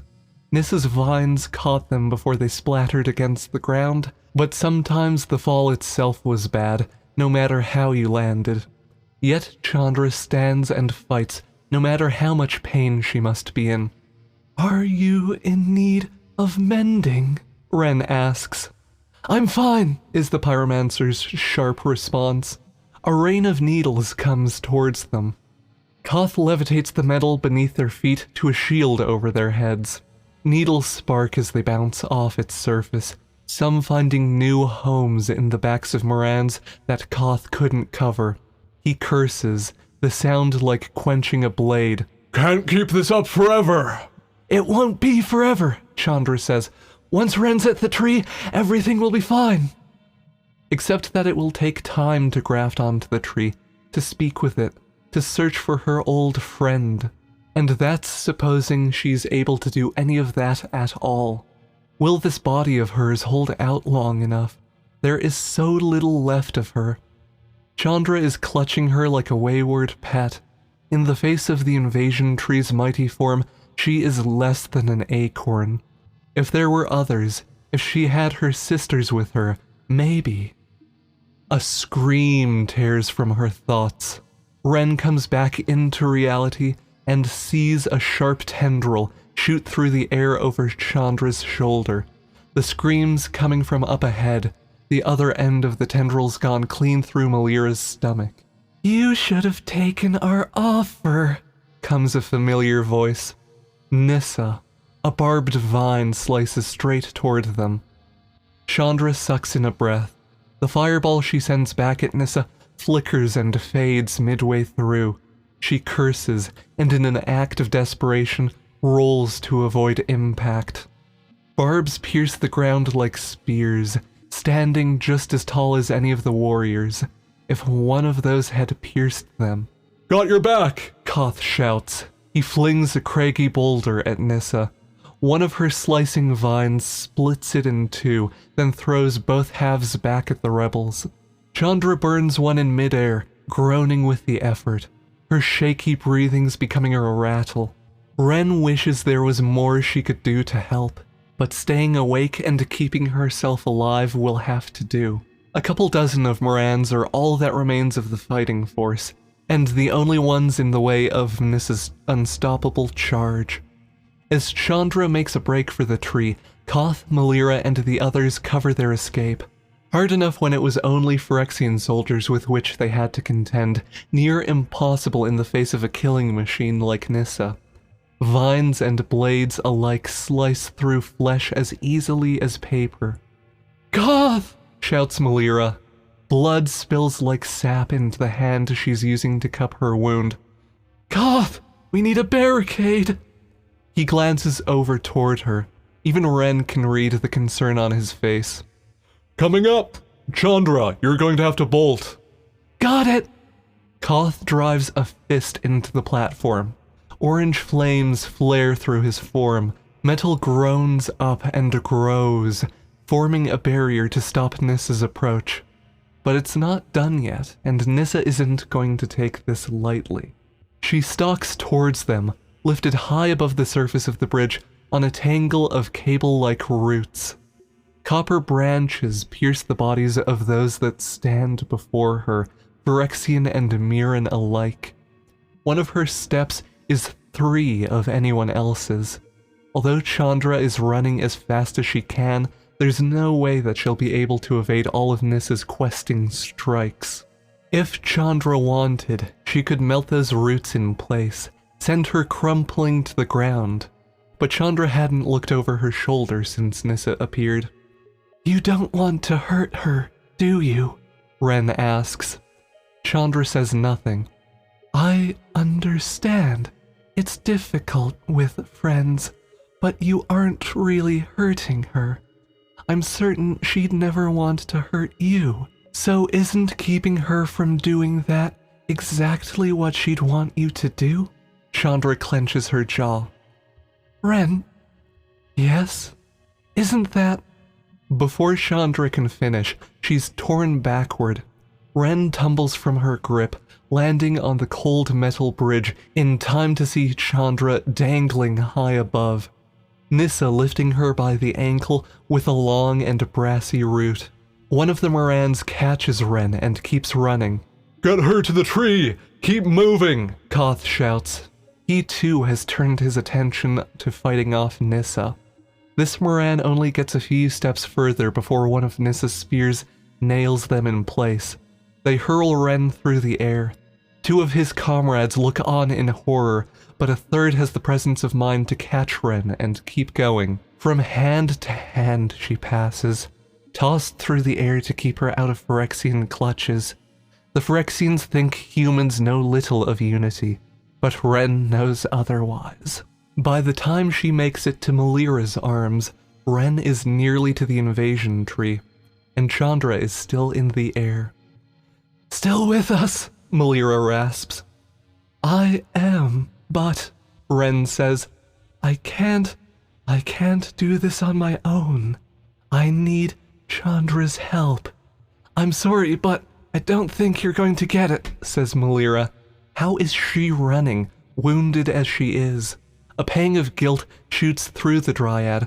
There's too much resting on this to stop, but "We told you," says Nissa.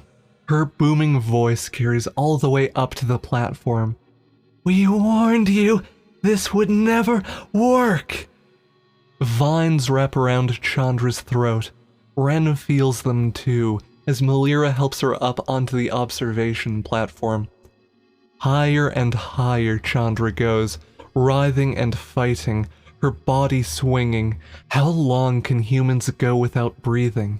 "How do I set you up with this tree?" Melira asks. Below them, Koth and dozens of Morans hold off the rest of the Phyrexian army at the barricades. Nissa might have been able to walk straight over it, but the others will have to go the hard way. Soldiers climb to the top of the barricade and hurl recovered quills back at the teeming Phyrexian army. Some are plucked right from their positions, taken screaming into the mass of metal and oil on the other side of the barricade. Still, they fight.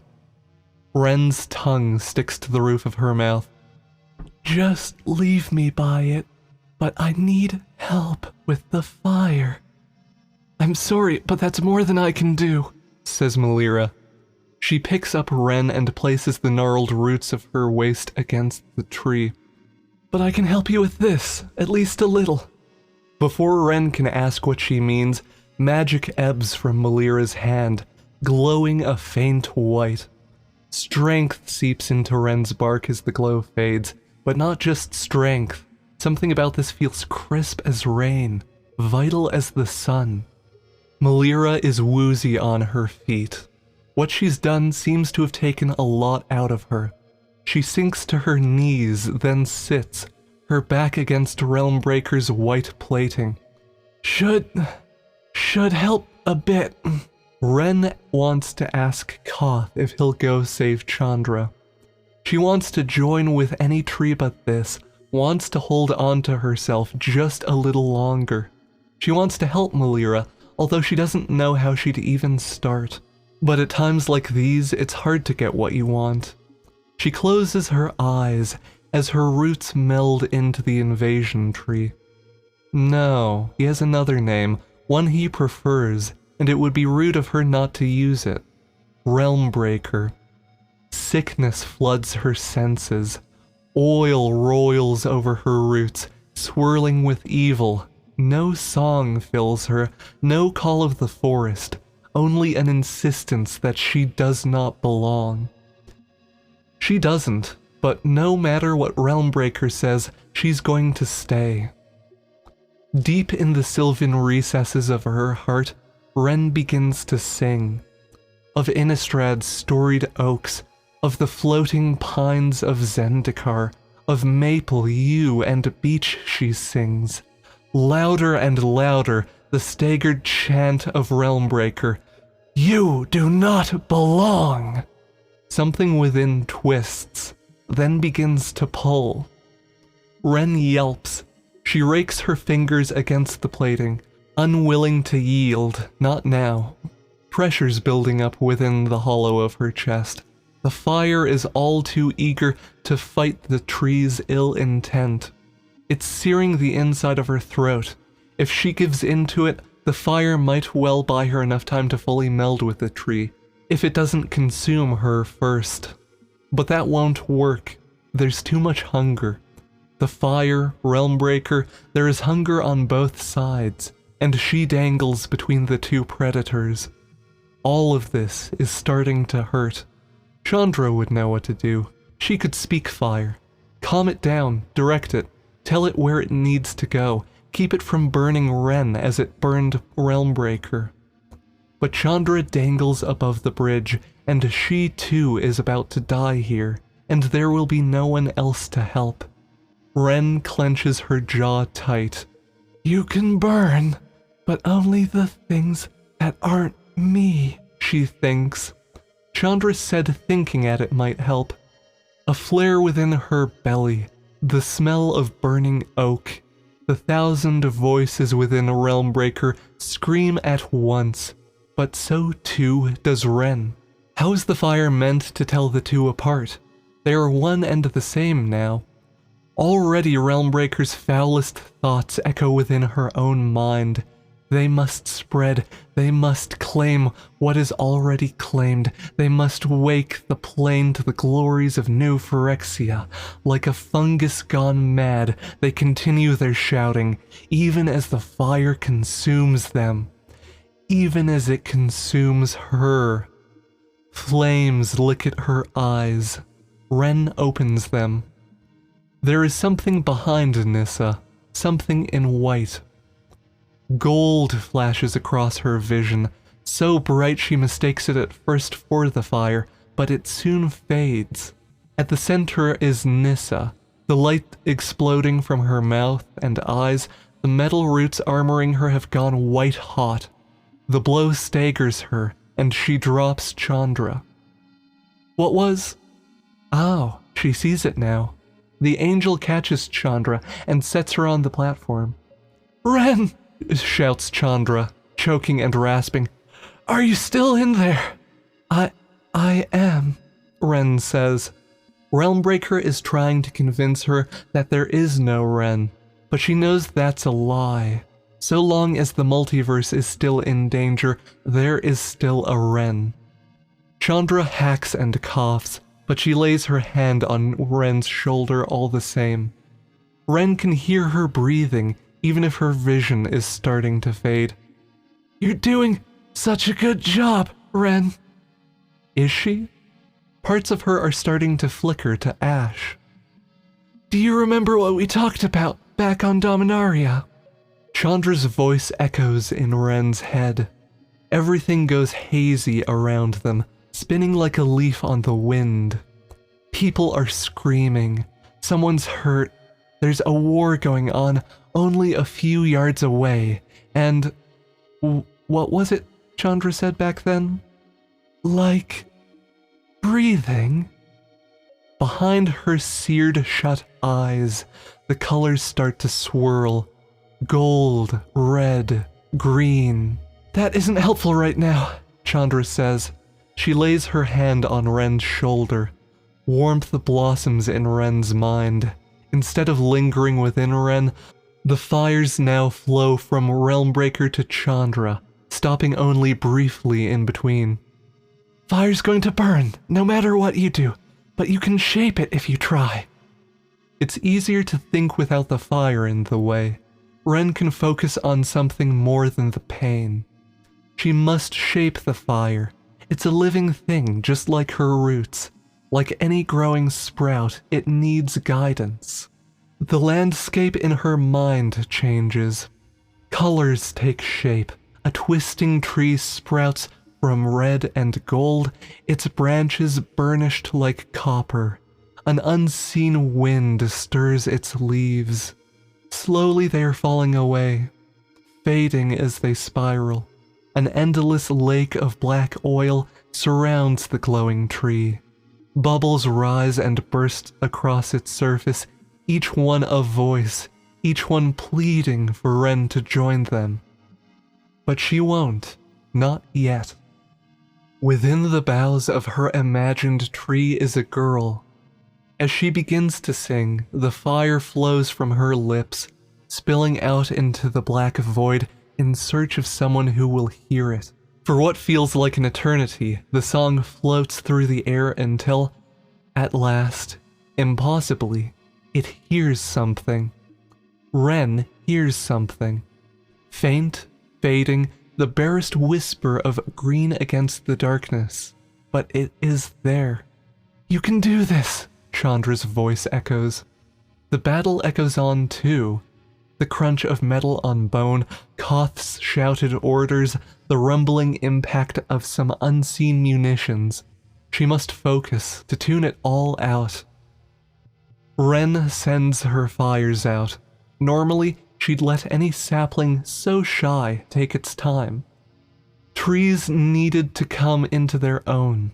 A dryad's job was to look after that process. To make them the best they could be. Finding this poor little soul now, grafting herself onto him, goes against everything she knows. She hopes that he will understand. The fires quest ever forward in search of that furtive trace of green. Black encroaches on the roots of the tree, but still the girl sings. Still she searches. Still she hopes the distant song will return. There, a sapling, no larger than her hand, struggling against the dark. How lonely this delicate creation. How long has it been here in the dark? Cursed spots line its edges. What green remains is as pale as sea foam.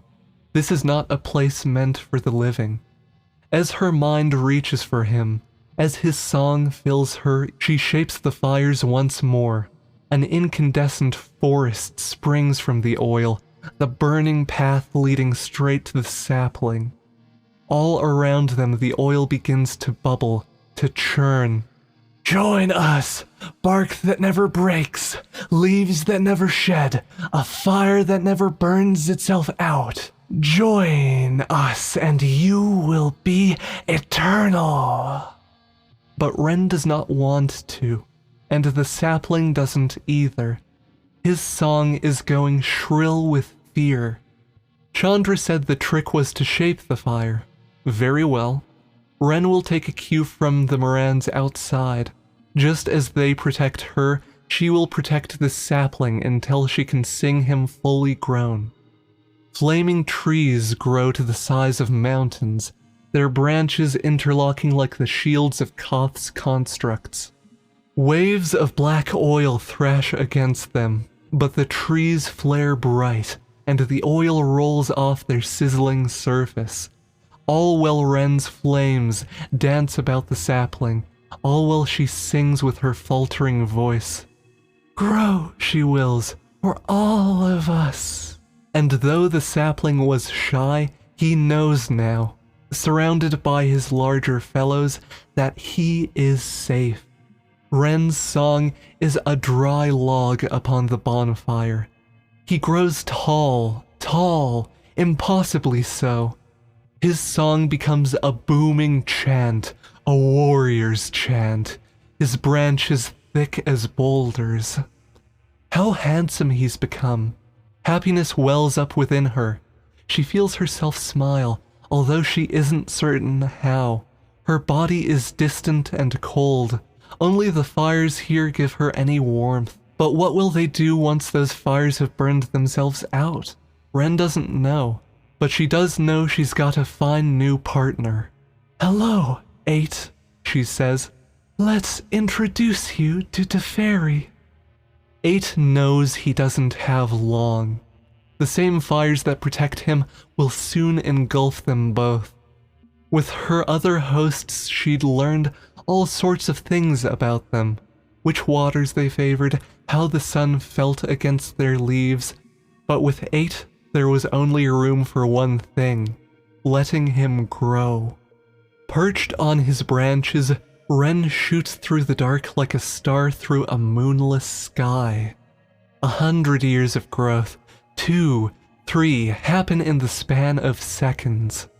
Had she a stomach, it'd be lost somewhere in the rising tides of the black oil beneath them.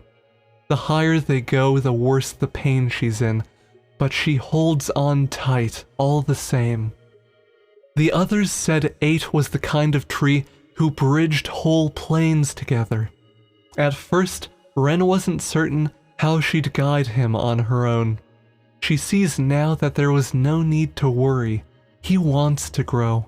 All he needs is the power that she lends him.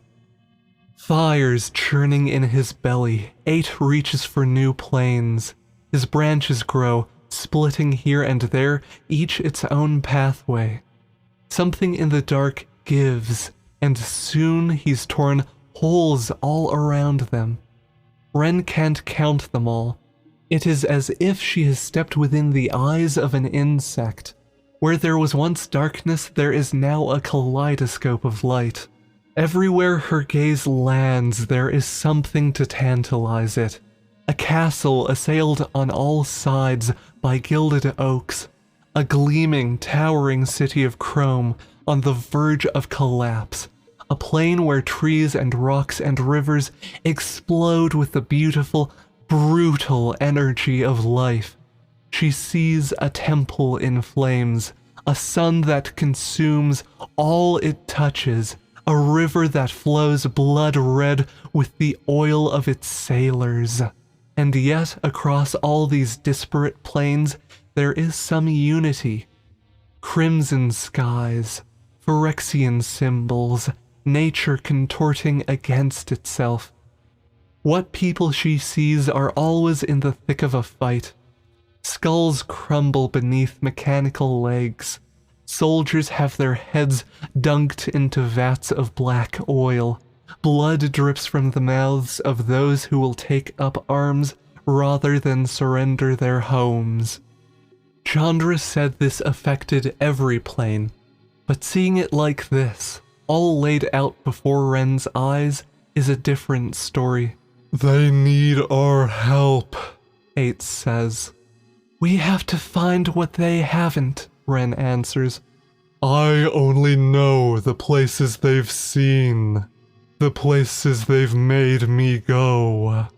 I know a hidden place, but to find it, we have to get a little lost.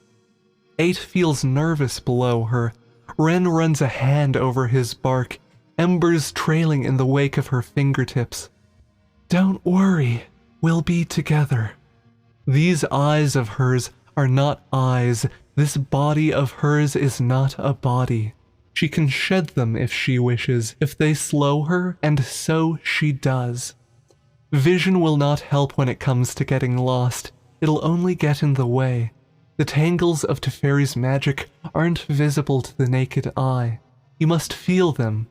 Feel your growth stuttering, or shooting faster, your leaves going still, your flames at last held in place.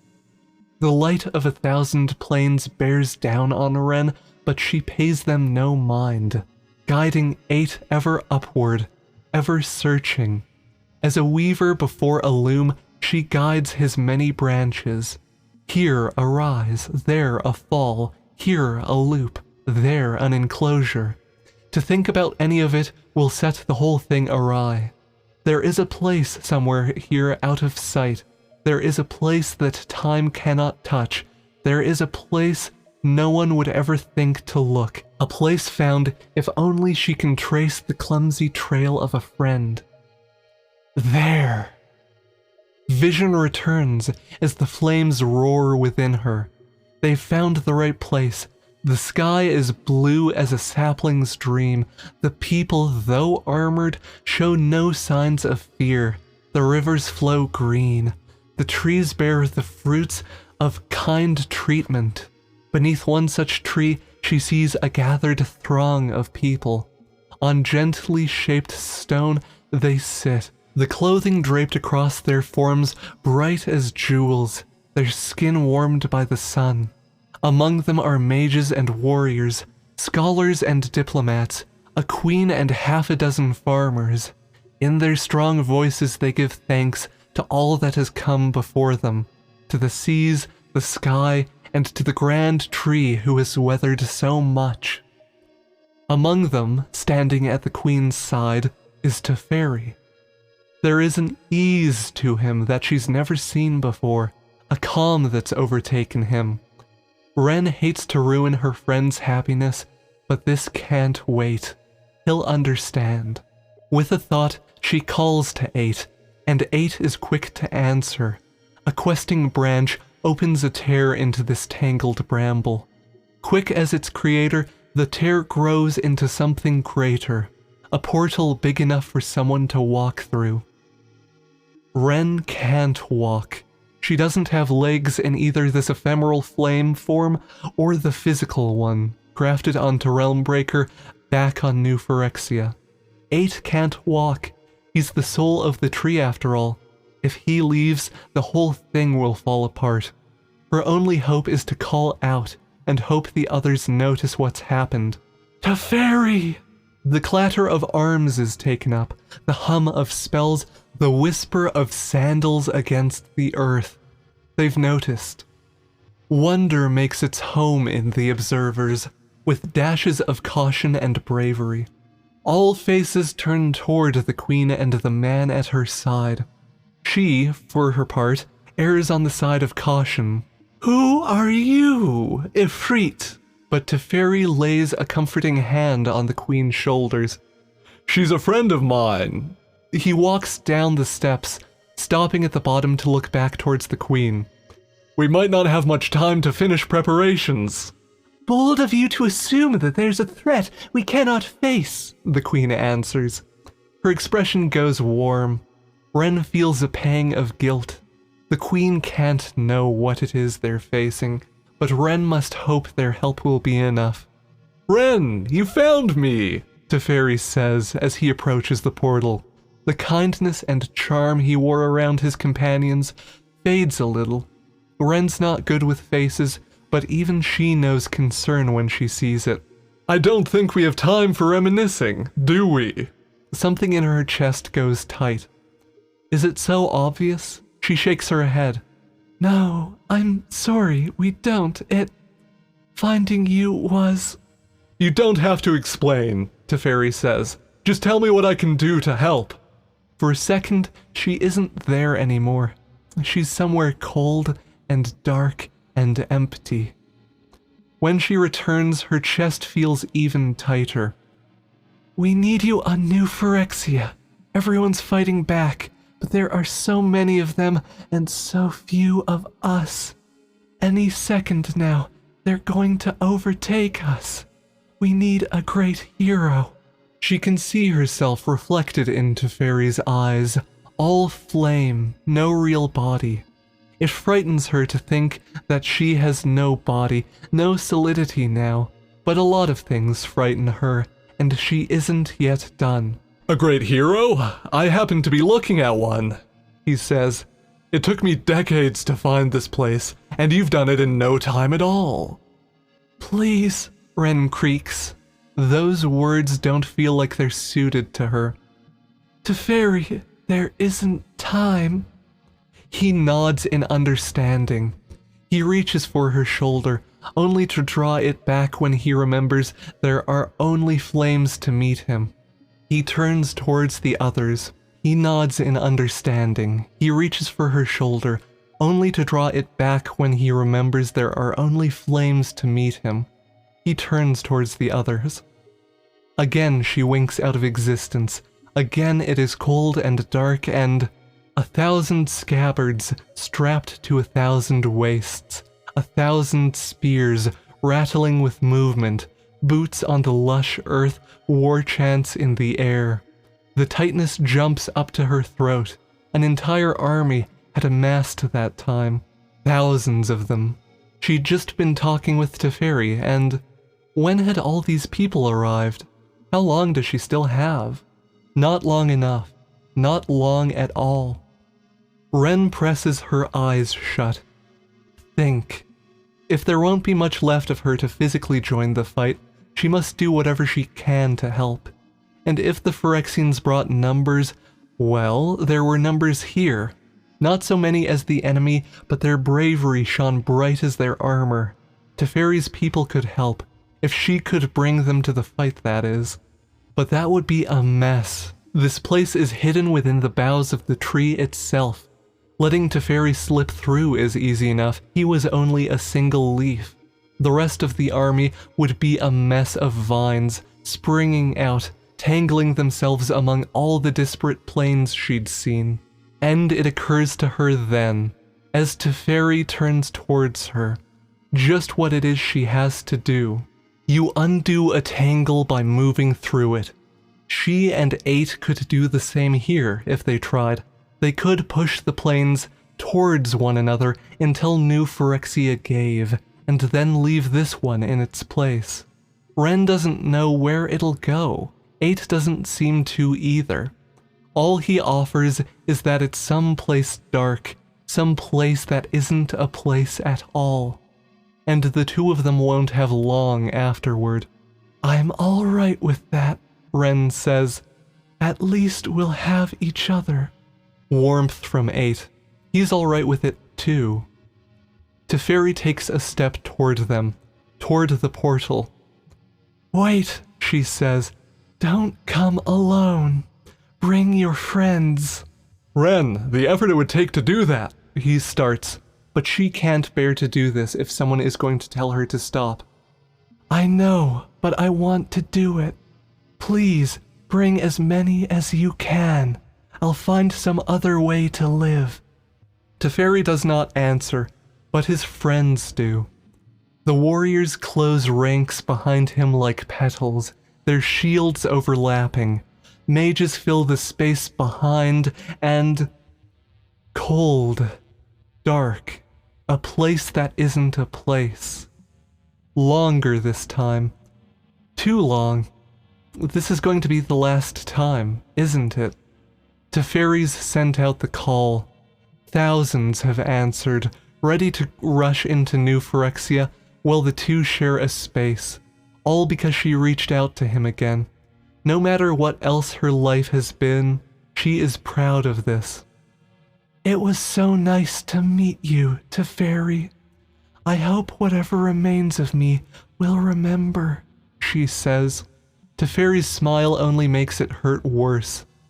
Whatever remains of me will always remember my friend, Wrenn, he says, a hero whose name precedes her.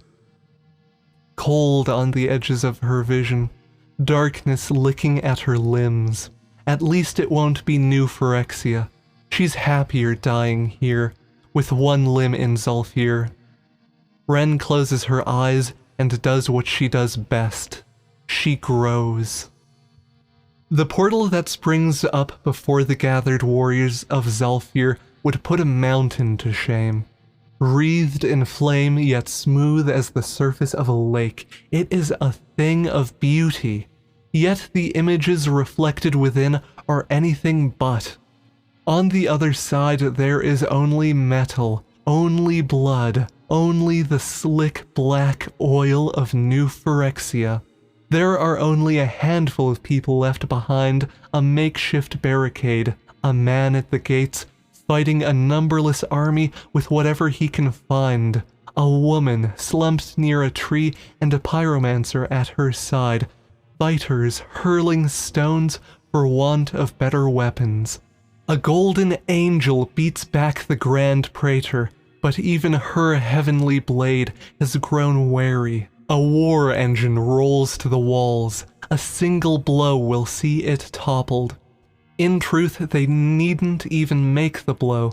The monstrosity flings the angel through the gate, and the force of this alone is enough to shatter them. The gathered armies of New Phyrexia pour through the gate and freeze in confusion and horror. Ahead of them is a portal to a place lush and verdant, cultivated by careful hands and attentive hearts. It is a thing that horrifies them. So too do the warriors who cross over the portal, and the mage who stands at the vanguard. It has been many years since they were called to war, but Zalfir stands ready.